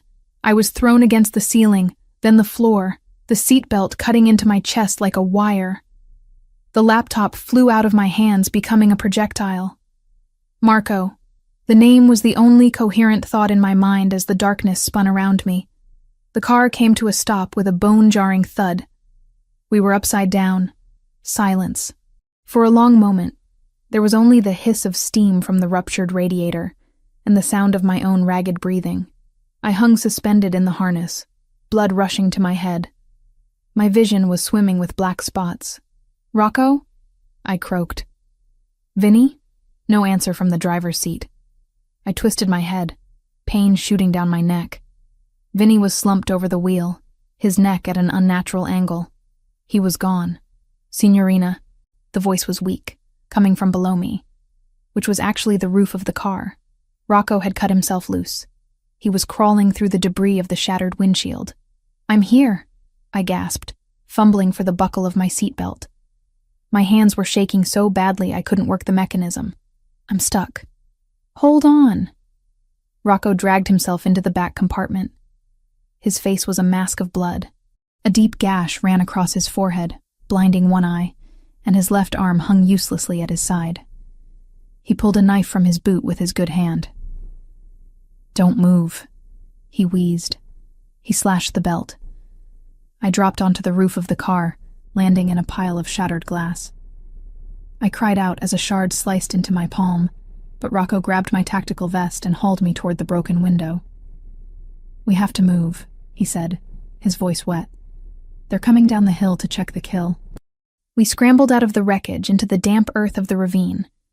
The air smelled of pine needles and burning rubber. Above us, on the road, I could hear shouting and the slamming of car doors. Silvio's cleanup crew, Rocco spat, leaning heavily against a tree. He checked his rifle. It was damaged. The stock cracked. He pulled a handgun from his hip holster instead and handed it to me. I stared at the weapon. It was heavy, cold, and terrifying. I don't know how to use this, I whispered. Point and pull, Rocco said. Safety is off. Take it. I took the gun. My hands were trembling violently. Go, Rocco ordered, pointing deeper into the woods, away from the road. Head south. Follow the creek. It leads to the highway. I'm not leaving you, I said, seeing the way he was swaying. You're hurt. I'm dead, Emily, he said, using my name for the first time. He looked down at his side. A piece of shrapnel from the explosion had pierced his vest. The dark stain was spreading fast. I just need to buy you 5 minutes. No, I sobbed, shaking my head. No, we go together. Marco will fix this. He always fixes it. Marco isn't here, Rocco said softly. You are. You're the failsafe, remember? A branch snapped nearby, heavy boots crunching on dry leaves. They were close. Go, Rocco roared, shoving me hard. Run! I stumbled back, tears blurring my vision. Rocco turned toward the slope, raising his weapon, positioning himself behind the wreckage of the SUV to create a choke point. Hey! Rocco shouted up the hill, his voice booming with defiance. Is that you, Tony? You traitorous piece of shit! Come down here and face me! Gunfire erupted from the ridge. Rocco returned fire, calm and steady, drawing their attention, drawing their hate. I turned and ran. I ran blindly through the underbrush, branches whipping my face, tearing at my clothes. I slipped on wet moss, scrambled up, and kept running. Behind me, the rhythmic pop, pop, pop of the handgun was drowned out by the roar of automatic weapons. Then, silence. I stopped, clutching a birch tree for support, my chest heaving so hard I thought my ribs would crack. The silence was worse than the noise. It meant Rocco was gone. It meant the shield was broken. I was alone in the woods with a gun I didn't know how to shoot, and a hit squad on my tail. But I wasn't just running for me. I checked the time on my burner phone, which had miraculously survived in my pocket. 11:50 a.m. 10 minutes. I had no signal here in the ravine. I needed high ground. I looked up the slope on the other side of the creek. It was steep, rocky. I scrambled up, clawing at roots and dirt, my fingernails breaking, my knees scraping against stone. I didn't feel the pain. I only felt the ticking clock. I reached the top of the ridge. I gasped for air, pulling the phone out. 1 bar of service. Please, I whispered to the universe. Please. I dialed Marco. It rang. 1 ring, 2 rings. Come on. Voice command, the automated operator stated. Please leave a message. Voicemail. The jammers were working, or he was already inside. I ended the call and dialed again. I started running along the ridge, trying to find a better signal, trying to get closer to the cell tower I could see in the distance. Below me, to my left, I heard a shout. There, on the ridge, red hair. They had spotted me. Bullets zipped through the leaves around me, snapping branches. I didn't look back. I just ran. I dialed again. Ring. Ring. Click. This is Marco. It wasn't a live answer. It was his recording. Cold. Professional. Damn it! I screamed. I was about to hang up when the phone beeped. The call connected. Not to voicemail. To the line. Marco? I shouted. Marco. Static. A hiss of white noise. Then a faint voice. Signal is spotty here, Silvio. You sure this is the place? He had answered. Or the phone had auto-answered in his pocket. Or maybe the jammer was intermittent at the gate. Marco! I screamed into the phone, pressing it so hard against my ear it hurt. Don't go in, it's a trap. Static crackled. Just protocol, boss. I heard a voice reply. Silvio's voice. Smooth, reassuring. Leave the phones in the car. They wanted a clean meet. Marco, listen to me! I yelled, stopping running to focus everything on the connection. Silvio is the traitor. He's with them. He paid for the hit. Marco! A bullet struck the tree right next to my head, sending a spray of bark into my face. I flinched, dropping to my knees behind a boulder. I hear something. Marco's voice came through, tinny and distant. Did you hear that? Interference, Silvio said. Come on. They're waiting. I was losing him. He was walking away from the phone, or the signal was dying. Silvio! I screamed, using every ounce of air in my lungs. Marco! Silvio is the traitor. Look at him. He sold you. Don't go in the warehouse. I didn't know if he heard me. The line filled with static, then cut out completely. Call ended. I stared at the screen. 11:58 a.m. Those next few minutes smeared into a blur. More sensation than memory. Time leaking out between heartbeats until noon felt less like a number and more like a weight pressing down on my chest. I had done everything. I had found the leak. I had convinced Rocco. I had survived a crash. I had run through a forest, and I still didn't know if it was enough. A shadow fell over me. I spun around, raising the gun Rocco had given me, but I was too slow. A boot kicked the weapon from my hand, sending it skittering over the edge of the cliff. I looked up.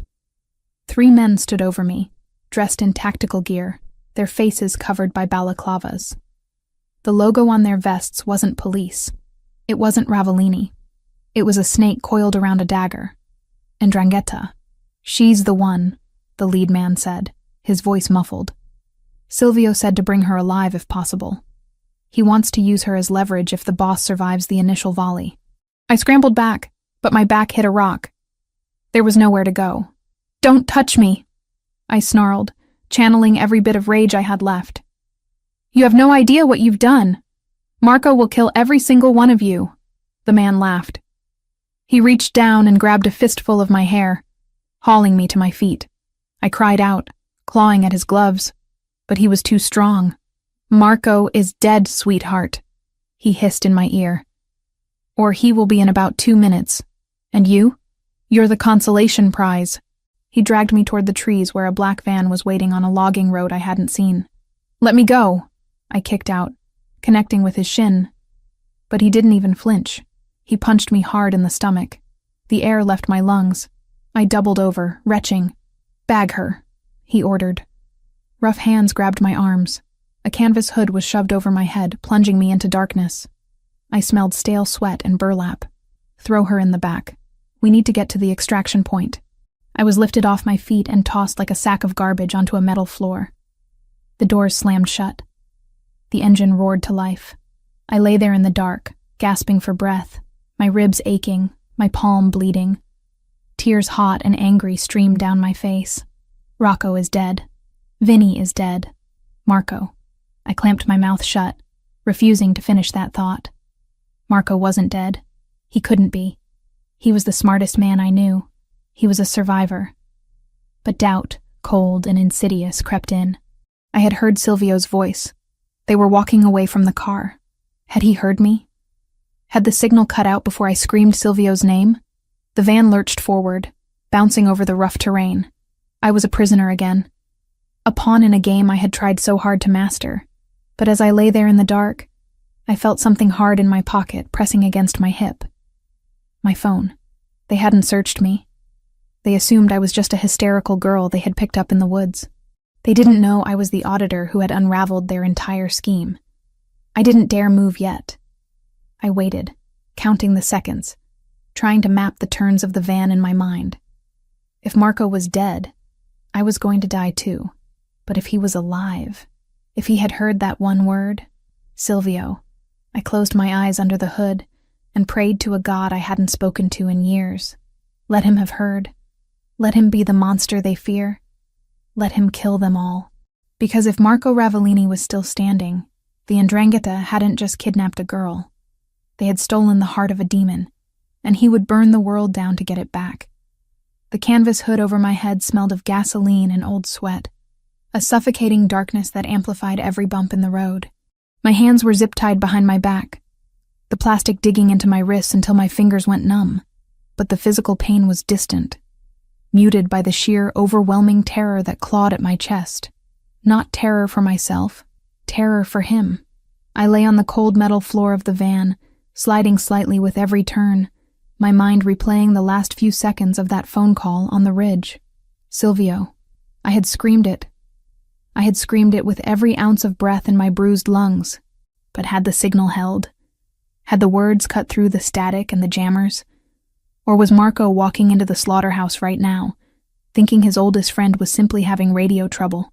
The van slowed, turning sharply onto gravel, then came to a halt. The engine died. For a moment, there was silence.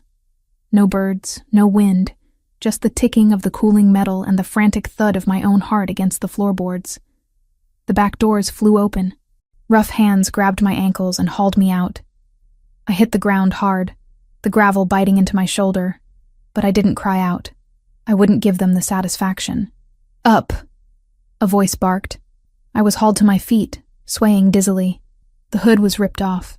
I blinked against the sudden assault of light, though it was dim. We were inside a massive, cavernous structure, an abandoned shipyard warehouse. Sunlight filtered through holes in the rusted corrugated roof, creating beams of dusty light that illuminated the decay. The air tasted of salt, rot, and oil. In the center of the vast space, sitting on a folding chair, as if he were waiting for a concert to begin, was a man in an immaculate gray suit. Silvio. He looked up from his watch as I was dragged forward. His face was calm, his silver hair perfectly coiffed, his demeanor that of a grandfatherly figure waiting for Sunday dinner. It was sickening. Gentle. Silvio chided the guards, his voice smooth and cultured. She is not a combatant. She is leverage. She's a problem. One of the masked men grunted, shoving me forward so I stumbled to my knees in front of Silvio. She was on the ridge. She had a phone. Silvio's eyes narrowed slightly, the first crack in his composure. A phone? We took it, the guard said, pulling my burner phone from his pocket and tossing it to Silvio. But she was screaming into it before we got to her. Silvio caught the phone. He looked at it, then at me. Did you make a call, Emily? I looked up at him, spitting a strand of hair out of my mouth. My lip was split, and I could taste the copper tang of blood. I called Marco. Silvio smiled, a pitying, condescending expression. Marco is currently entering the east gate of the terminal. The jammers there are military grade. You could have screamed until your throat bled, my dear. He didn't hear you. He heard me. I lied, injecting every ounce of certainty I could muster into my voice. I told him everything. He knows you're the traitor. He knows you sold him to the Calabresi. Silvio studied my face, looking for the tell. He was a master manipulator, a man who had survived decades in the Mafia politics. He stood up slowly, walking over to me. He crouched down, bringing his face level with mine. You are bluffing, he decided softly. You are a smart girl. An accountant, yes? You found the discrepancy. I admit I underestimated you. I thought Marco picked you for your face. I didn't realize he picked you for your brain. He didn't pick me, I hissed. He saved me. Something you wouldn't understand. Saved you? Silvio laughed, standing up and brushing invisible dust from his trousers. Marco is a boy playing at being a king. He is soft. He buys debts. He makes peace treaties. The Ravellini family was built on fear, not real estate deals. I am simply correcting the course. He checked his watch again. 12:05 p.m. By now, Silvio announced to the room, the initial volley has begun. Marco is dead. My men at the gate will have confirmed the kill. Once I receive the picture, we will decide what to do with you. You're going to kill me, I said flatly. Eventually. Silvio shrugged. But first, I need the access codes to the offshore accounts Marco set up for the construction project. You are the only other person with administrative access. Once you give them to me, then you can join him. I'll never give them to you. Everyone gives them up eventually, Silvio said, turning his back on me to walk toward a table where a radio set was humming. Pain is a very effective key. He picked up the radio handset. Team Alpha, report. Is the target down? Static. Silvio frowned. He adjusted the frequency dial. Team Alpha, report status. Silence. Just the hiss of white noise. Team Beta, Silvio said, his voice tightening. Check the gate. Why is there no confirmation? Silence. A cold shiver went down my spine, but it wasn't fear. It was anticipation. Team Charlie, Silvio barked, abandoning the calm facade. Perimeter check, now. Boss, one of the masked guards standing near the entrance of the warehouse said, his voice trembling slightly. I can't reach the lookout. Silvio spun around, his eyes wide. What do you mean you can't reach him? He's not answering. The warehouse suddenly felt very big and very empty. The dust motes dancing in the light seemed to freeze. He's here, I whispered. Silvio whipped his head around to look at me. Shut up. He heard me, I said, a smile breaking through the blood on my lip. And now, he's coming for you. Secure the doors, Silvio screamed at his 3 guards. Kill her if anyone enters. The guard nearest me raised his rifle, aiming it at my head. I squeezed my eyes shut, bracing for the end. Thwip. A sound like a wet towel snapping. The guard didn't fire. Instead, a red mist sprayed across my face. He gargled, a horrible wet sound, and collapsed backward. A black arrow, a crossbow bolt, was buried in his throat. Contact! The second guard screamed, spinning toward the shadows of the catwalks above. Thwip. The second guard dropped, an arrow protruding from his eye socket. Silvio scrambled backward, pulling a silver pistol from his jacket. Show yourself! Show yourself, you coward! There was no answer. Only the terrifying silence of a predator who had already won. The third guard, the one who had dragged me from the van, panicked. He grabbed me by the back of my sweater, hauling me up as a human shield, pressing the barrel of his gun to my temple. Come out, or she dies, he shrieked, his voice cracking with hysteria. I'll blow her brains out, I swear to God! From the darkness of the loading bay entrance, a figure emerged. It wasn't the Marco I knew. It wasn't the man in the bespoke suits or the tuxedo. This was a shadow made flesh. He moved with a terrifying, fluid silence. He was covered in grime, his shirt torn, a smear of blood on his cheek that wasn't his. In his hand, he didn't hold a gun. He held a tactical knife, the blade black and non-reflective. He stopped 20 feet away. He didn't look at Silvio. He didn't look at the dead men. His eyes, black, empty voids of pure violence, were locked on the man holding the gun to my head. Let her go, Marco said. His voice wasn't a shout. It was a whisper that carried across the warehouse like a funeral bell. Stay back, the guard yelled, pressing the gun harder against my skin. Drop the knife. Drop it. Marco tilted his head slightly. You are shaking, Carlo. Your finger is slipping on the trigger. If you fire, you miss the kill shot, and if you miss the kill shot, I will peel the skin from your bones while you are still conscious. The guard, Carlo, was shaking. Marco's psychological warfare was hitting him hard. Silvio, Carlo pleaded, looking at his boss. Do something. Silvio was backed against the table, his gun pointed at Marco, but his hand was trembling.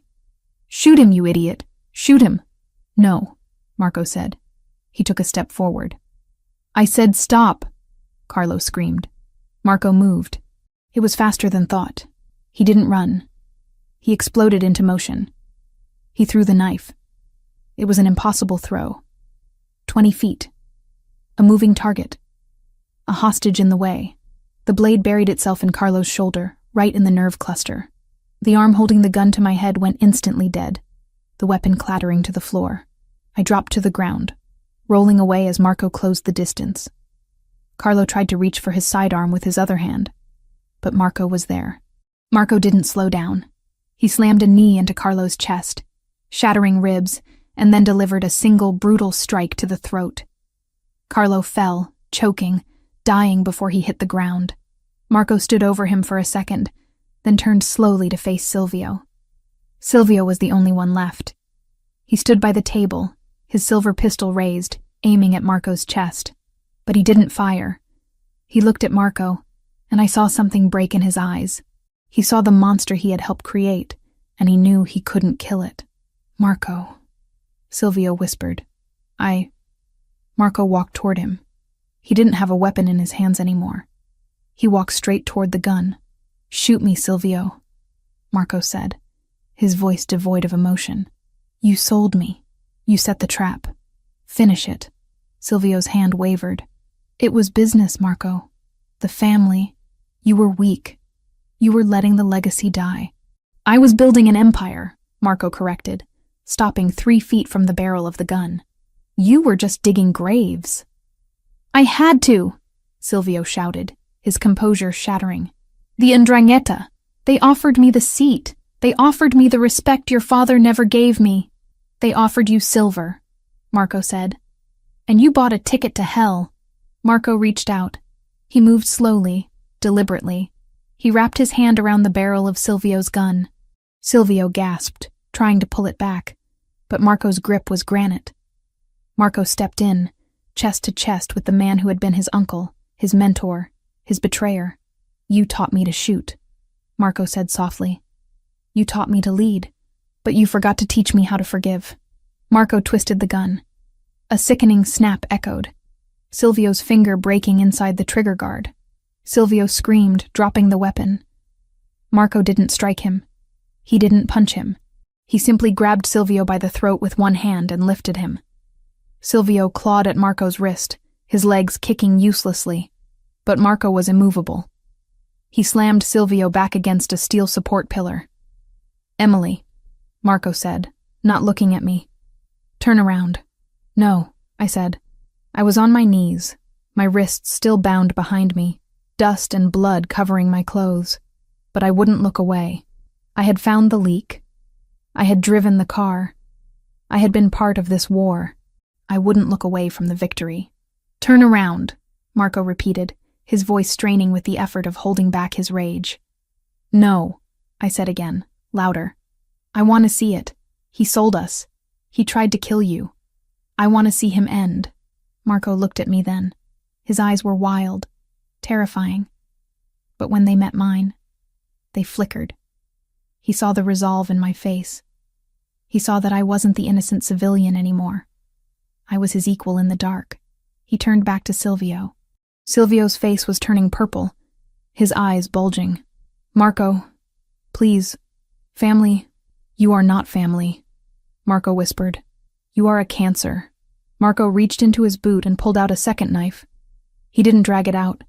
He made it quick, efficient. A soldier's death, which was more than Silvio deserved. He drove the blade into Silvio's heart, twisting once. Silvio stiffened, his eyes locking on Marco's, and then the light went out. He slumped, dead weight in Marco's grip. Marco let him go. The body slid down the pillar, leaving a streak of dark blood on the steel. Silence returned to the warehouse.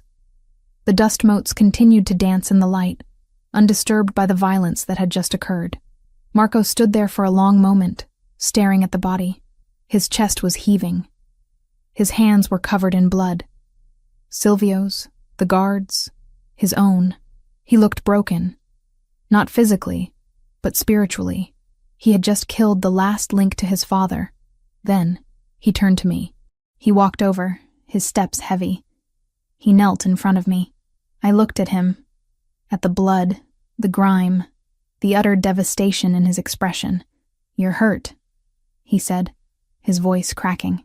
He reached out to touch my face, but stopped, looking at his bloody hands. He pulled them back, afraid to stain me. I'm fine, I whispered. Just a split lip. He choked on the word. He looked at the zip ties binding my wrists. I'm sorry. God, Emily, I'm so sorry. He moved behind me. I felt the cold steel of the knife against my skin, terrified for a second, but then the plastic snapped. My arms fell free. I brought them forward, rubbing my wrists, groaning as the blood flow returned. I turned to face him. He was still kneeling, his head bowed, looking at the floor. You should run, he said, his voice hollow. Take the van. Go. Don't go back to the penthouse. Don't go to the safe house. Just go. I'll transfer money to you. Disappear. What? I stared at him. Marco, what are you talking about? Look at me, he roared, looking up, his eyes filled with self-loathing. Look at what I am. I am death, Emily. I kill everything I touch. I killed my own family today. I almost got you killed. I am poison. He stood up, backing away from me. I was arrogant. I thought I could keep you. I thought I could have the light and the dark. But I can't. The dark consumes everything. If you stay, you die. Next time I might be 10 seconds too slow. Next time, the arrow misses. So you're firing me? I asked, standing up. My legs were shaky, but I locked my knees. "The contract is void. There is no contract," he shouted, pacing in a tight circle. "There is only you staying alive, and that only happens if you are far away from me." I watched him. I saw the terror in him. It wasn't the terror of the Ndrangheta or the police. It was the terror of loving something and knowing you could destroy it. I walked toward him. "Stop," he warned, holding up a bloody hand. "Don't come near me." I didn't stop. I walked right up to him. I reached out and took his bloody hand in mine. He flinched, trying to pull away, but I held on. I interlaced our fingers, mixing the blood on his skin with the dirt on mine. "You're right," I said. "You are dangerous. You are violent. You just killed 4 men in front of me, Emily, but you didn't kill me," I said, stepping closer, pressing my body against his ruined shirt. "You came for me. You walked into a trap because you heard my voice. You stripped the skin off your life to save mine." I reached up with my other hand and cupped his jaw, forcing him to look at me. "I called you," I whispered, "on the ridge, when the guards were coming. I didn't call the police. I didn't run away. I called you. Do you know why?" Marco stared at me, his breathing ragged, tears cutting tracks through the grime on his face. "Why? Because you are the only person who could save me," I said. "And I am the only person who could save you." I looked over his shoulder at Silvio's body. "You didn't kill your family, Marco. He wasn't your family. He was a traitor." I looked back at him. "Family doesn't sell you. Family doesn't leave you to die in a warehouse. Family comes for you, no matter what." Marco let out a sob, a harsh, broken sound. He collapsed forward, burying his face in my neck. His arms went around me, crushing me to him, lifting me off my feet. He held me like I was the only solid thing in a disintegrating universe. "I thought I lost you," he groaned against my skin. "When I heard the scream on the phone, I thought I was too late." "You weren't late," I said, running my fingers through his matted hair. "You were right on time." He pulled back, searching my face, his eyes scanning every inch of me. "I love you," he said. The words were fierce, desperate. "I love you so much it hurts. I will burn the whole world before I let anyone touch you again." "I know," I said. "And I love you. Now, can we please get out of here? This place smells like dead traitor." Marco laughed. It was a wet, shaky sound, but it was real. He kissed me hard, tasting of blood and salt, sealing the promise between us. "Let's go home," he said. He picked me up, carrying me bridal style. He stepped over the bodies of the guards, stepped over the wreckage of his past, and carried me out into the sunlight. Outside, the air was fresh. The sound of sirens wailed in the distance, the police finally responding to the chaos at the gate. But it didn't matter. We walked to the black van Silvio's men had used. Marco placed me in the passenger seat, buckling me in with shaking hands. He walked around to the driver's side. As we drove away from the docks, leaving the carnage behind, I looked at him. He was a mess. He was a killer. He was a Mafia don who had just started a war he would have to finish. But he was mine. And as I looked down at my hand, resting on the center console, still covered in the grime of the battle, I saw the diamond ring. It was dirty, scratched, but it was still there, unbroken. "Marco?" I asked quietly. "Yeah?" "We're even now," I said. "You saved me. I saved you." He glanced at me, a ghost of his old smirk appearing. "Not quite even. I think I still owe you a wedding." I smiled, leaning my head back against the seat as exhaustion finally claimed me. "Make it a big one, and make sure the security is better. For you, Piccola," he promised, taking my hand and bringing it to his lips. "I'll build a fortress," and I knew he would. 2 years. It is a strange thing to measure time not in hours of fear or days of debt, but in seasons of peace. The calendar on the wall of the kitchen, a sleek, modern thing that I had picked out to replace the austere slate that used to hang there, said it was November again. The rain was hammering against the floor-to-ceiling windows of the penthouse, just as it had on the night I first stumbled through those double doors, soaking wet and terrified. But tonight, the sound wasn't a threat. It was a melody. It was the background music to a life that I had built, brick by brick, lie by lie, and finally, truth by truth. I stood by the kitchen island, swirling a glass of deep red Barolo, watching the scene in the living room. The space had changed. The cold, museum-like quality of Marco's fortress had been softened. There were throws of cashmere draped over the leather sofas. There were fresh flowers, white lilies and hydrangeas, in crystal vases on the side tables. There were framed photographs on the mantel, proof that life existed here, not just survival. And there was laughter. Lily was sitting on the rug near the fireplace, her legs tucked under her, gesturing animatedly with a piece of garlic bread. She looked older, wiser, but the shadows that had haunted her eyes 2 years ago were gone, replaced by the bright, unburdened spark of a young woman who had the world at her feet. So then Professor Holloway said my thesis on moral ambiguity in Renaissance literature was disturbingly insightful, Lily said, grinning. I told him I had good inspiration. Marco, sitting in his favorite armchair with a relaxed posture that would have been impossible for him 2 years ago, chuckled. He wasn't wearing a suit. He was wearing a charcoal sweater and dark jeans, looking less like the capo of New York and more like a man enjoying a Sunday dinner.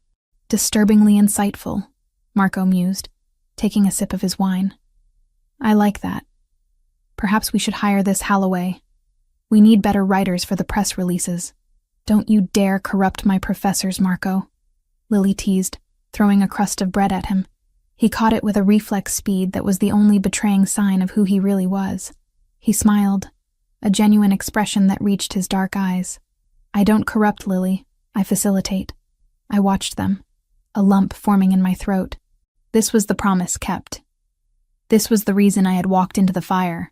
Lily was graduating next week, top of her class, with a job offer from a publishing house in London already on the table. She was safe. She was happy. She knew that Marco was in construction and private security, and while she wasn't stupid, she knew there was grit beneath the polish. She didn't know the blood. She didn't know about the warehouse. She didn't know about Silvio. She didn't know that the man joking with her had killed to keep her sitting on that rug. Emily, come save me, Lily called out, spotting me. Marco is trying to convince me that Machiavelli is a romantic. He is, I said, walking over and resting my hand on Marco's shoulder. I felt him lean into my touch instantly, his hand coming up to cover mine, grounding himself. If you view power as a love language, which he does. Terrifying, Lily laughed, standing up and brushing crumbs from her skirt. But I actually have to run.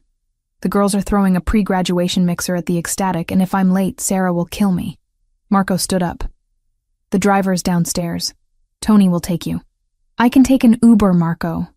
Lily sighed. The eternal argument. You take the car, Marco said, his voice leaving no room for debate, though it was gentle. It's raining, and I prefer knowing you get there dry. Fine, fine. She rolled her eyes, but she walked over and hugged him. Thank you for dinner, and for everything. The tuition, the apartment. I know I don't say it enough. Marco hugged her back, stiffly at first, then patting her back awkwardly. He still wasn't used to innocent affection, but he was learning. You earned the grades, Lily. I just paid the bills. She pulled away and turned to me, squeezing me tight. I'll see you guys at the ceremony? Front row, I promised, kissing her cheek. Be safe. Text me when you get there. Rule number 2. She mimicked my voice with a grin. Total transparency. I know. We watched her leave. The heavy door clicked shut, sealing the silence back inside the penthouse. But it wasn't the heavy, oppressive silence of before. It was a warm, shared quiet. Marco let out a long breath, running a hand through his hair. She talks a lot. Is that normal for 21-year-olds? She's happy, Marco, I said, walking around to face him. She's allowed to talk.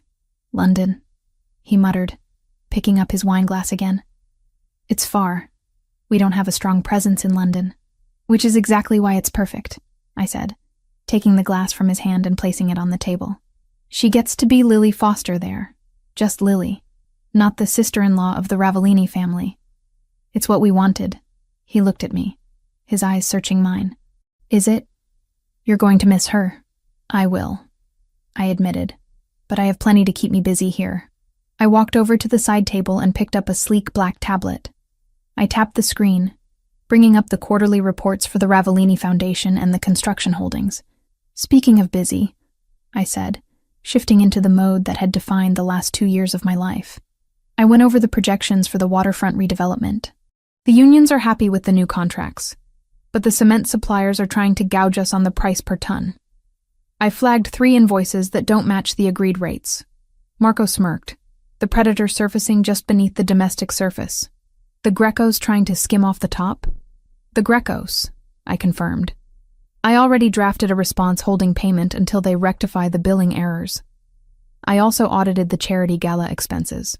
The event planner was padding the catering budget by 15%. She's been fired, and I hired a new vendor who is vetted and actually knows how to make a risotto. Marco shook his head, looking at me with a mixture of awe and amusement. You fired the event planner? I tolerate theft from our enemies, Marco, I said, stepping closer to him, tapping his chest with the tablet. I do not tolerate theft from our own payroll. We run a tight ship. That's how we stay legitimate. That's how we stay safe. Legitimate, he repeated the word, tasting it. 2 years ago, legitimate had been a mask. Now, it was 70% of the reality. With Silvio gone and the Ndrangheta war settled in a bath of blood that I tried not to think about, Marco had consolidated power. But under my guidance, he had pivoted. We still had the shadows. There were always shadows. But the construction business, the shipping logistics, the real estate, it was clean.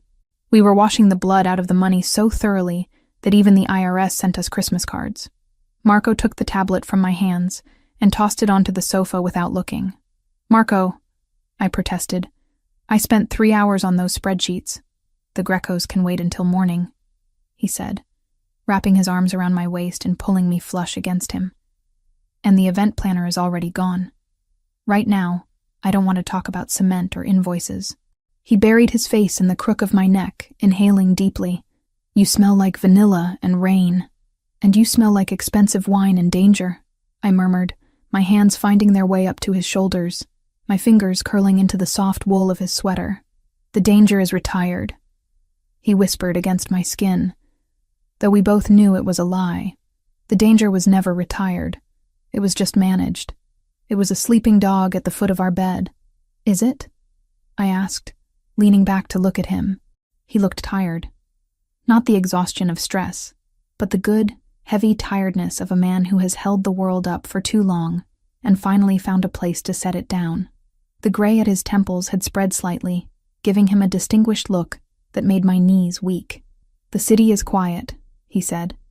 The families respect the boundaries. The police have no leads.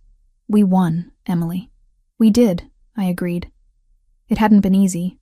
The months after the warehouse had been a nightmare of paranoia and power plays. I had learned to shoot. Really shoot, not just point and pray. I had learned to drive evasively. I had learned which senators needed donations and which judges needed blackmail. I had become the queen on the chessboard, moving pieces to protect the king. And he had kept his promise. He had built a fortress around us. Not just of walls, but of loyalty. The men who guarded us now weren't mercenaries. They were believers. They had seen Marco walk into a trap for me, and they had seen me drive into a war zone for him. That kind of legend bought more security than money ever could. Marco turned us slowly, swaying slightly to music only he could hear, until we were facing the window. The city lay spread out below us, a grid of golden lights blurred by the rain. It looked beautiful from up here. It looked like a kingdom. Do you remember? He asked softly, looking at the reflection of us in the glass. Remember what? The night you walked in, he said. The storm was worse than this. You looked like a drowned rat. I laughed, swatting his arm. I looked mysterious and tragic, thank you very much. You looked terrified, he corrected, his voice dropping. And beautiful. The most beautiful thing I had ever seen. I was sitting in that chair, thinking about how I was going to kill Silvio, thinking about how the walls were closing in.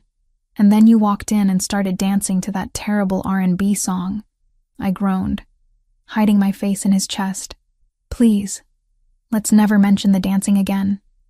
I have successfully rebranded as a shark of industry. Don't ruin my image. It was a memorable performance. He teased, kissing the top of my head. But you know what I thought? In that split second before you realized I wasn't the client? What? I thought, finally. I looked up at him. Finally what? Finally, something real, Marco said. My life was scripts, deals, betrayals. Everyone wanted something. Everyone was wearing a mask. And then this girl walks in, totally incompetent at deception, wearing her heart on her sleeve, desperate to save her sister. You were so bright. It hurt to look at you.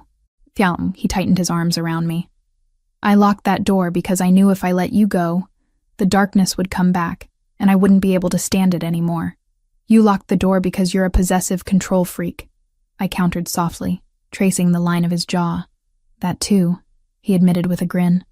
But it worked. It worked, I agreed. I looked at the ring on my finger. We had replaced the original engagement ring, the one that had been a prop, with a simple gold band on our wedding day a year ago. A private ceremony on the terrace, just us, Lily, and the ghost of Rocco, who I still missed every day. Do you regret it? Marco asked suddenly, the playfulness vanishing. Regret what? The wrong door, he said. If you had gone to Penthouse 4, if you had danced for the actual bachelor party, you would have made your $300. You would have gone home. Maybe you would have figured another way out with the debt. You would have had a normal life. No guards, no guns, no husband who has to check under the car for bombs. I pulled away slightly, looking him dead in the eye. I saw the insecurity that still lived there, deep down. The fear that he had corrupted me, that he had stolen a life I should have had. Marco, I said firmly, look at me. He looked. If I had gone to the right door, I said, I would be an administrative assistant living in a studio apartment, worrying about rent, probably dating some guy named Chad who works in marketing and thinks excitement is trying a new IPA. Marco snorted. Chad. I would be safe, I continued. I would be normal, and I would be bored out of my mind, and I would be alone. I took his hand, the hand that had killed men, the hand that had signed treaties, the hand that held me when I had nightmares about the crash. I didn't want normal, I told him. I wanted this. I wanted a partner who would burn the world down for me. I wanted to feel like I mattered. Not just to a company, but to history, to us. I turned back to the window, pulling him with me so his chest was against my back again. Besides, I added, watching the rain streak down the glass, I'm pretty sure Chad wouldn't have bought me a construction company for my birthday. It's a holding company, Marco corrected automatically. For tax purposes. Romantic, I whispered. He kissed the side of my neck, sending shivers down my spine that had nothing to do with the cold. I try. We stood there for a long time, watching the storm. The world outside was chaotic, messy, and dangerous. There were still enemies. There were always enemies. The Ndrangheta was quiet, but snakes always grew back their heads eventually. The police were watching, waiting for a slip-up that I would never give them. But inside, the air was warm. The fire was crackling. My sister was safe in a car heading toward her future. My husband, the monster, the king, the love of my life, was holding me like I was the most precious thing in his vault. Hey, Marco? I asked. Do you think the staff is gone for the night? He lifted his head, listening. Maria left an hour ago. The security team is on the perimeter. We're alone. I turned in his arms, looping my hands around his neck, pulling him down until our lips were inches apart. I felt the change in him instantly, the shift from reflective to hungry. His hands slid down to my hips, gripping me tight. Good, I whispered, brushing my lips against his, because I seemed to remember a specific line you used on the night we met. Marco's eyes darkened, the gold flecks burning in the depths of the black. He knew exactly what I was talking about. A smirk played on his lips, wicked, arrogant, and devastatingly sexy. Is that so? He rumbled. I hummed. Something about a mistake. And a turn. He walked me backward until my legs hit the edge of the heavy oak dining table. He lifted me up effortlessly, setting me on the edge, moving between my knees. He looked at me with that same intensity he had in the warehouse, in the kitchen. In the first moment he saw me. "You mistook me for the stripper," he quoted, his voice a low growl that made my toes curl. He reached up and unzipped the back of my dress, the sound loud in the quiet room. "Now," Marco whispered, claiming my mouth with a kiss that tasted of wine, rain, and forever. My turn. I kissed him back, pouring everything I had into it. The fear, the relief, the love, the power. I wasn't the girl who had knocked on the wrong door. I was the woman who had kicked it down and claimed the castle. And as the storm raged on outside, I knew one thing with absolute certainty. I was exactly where I belonged.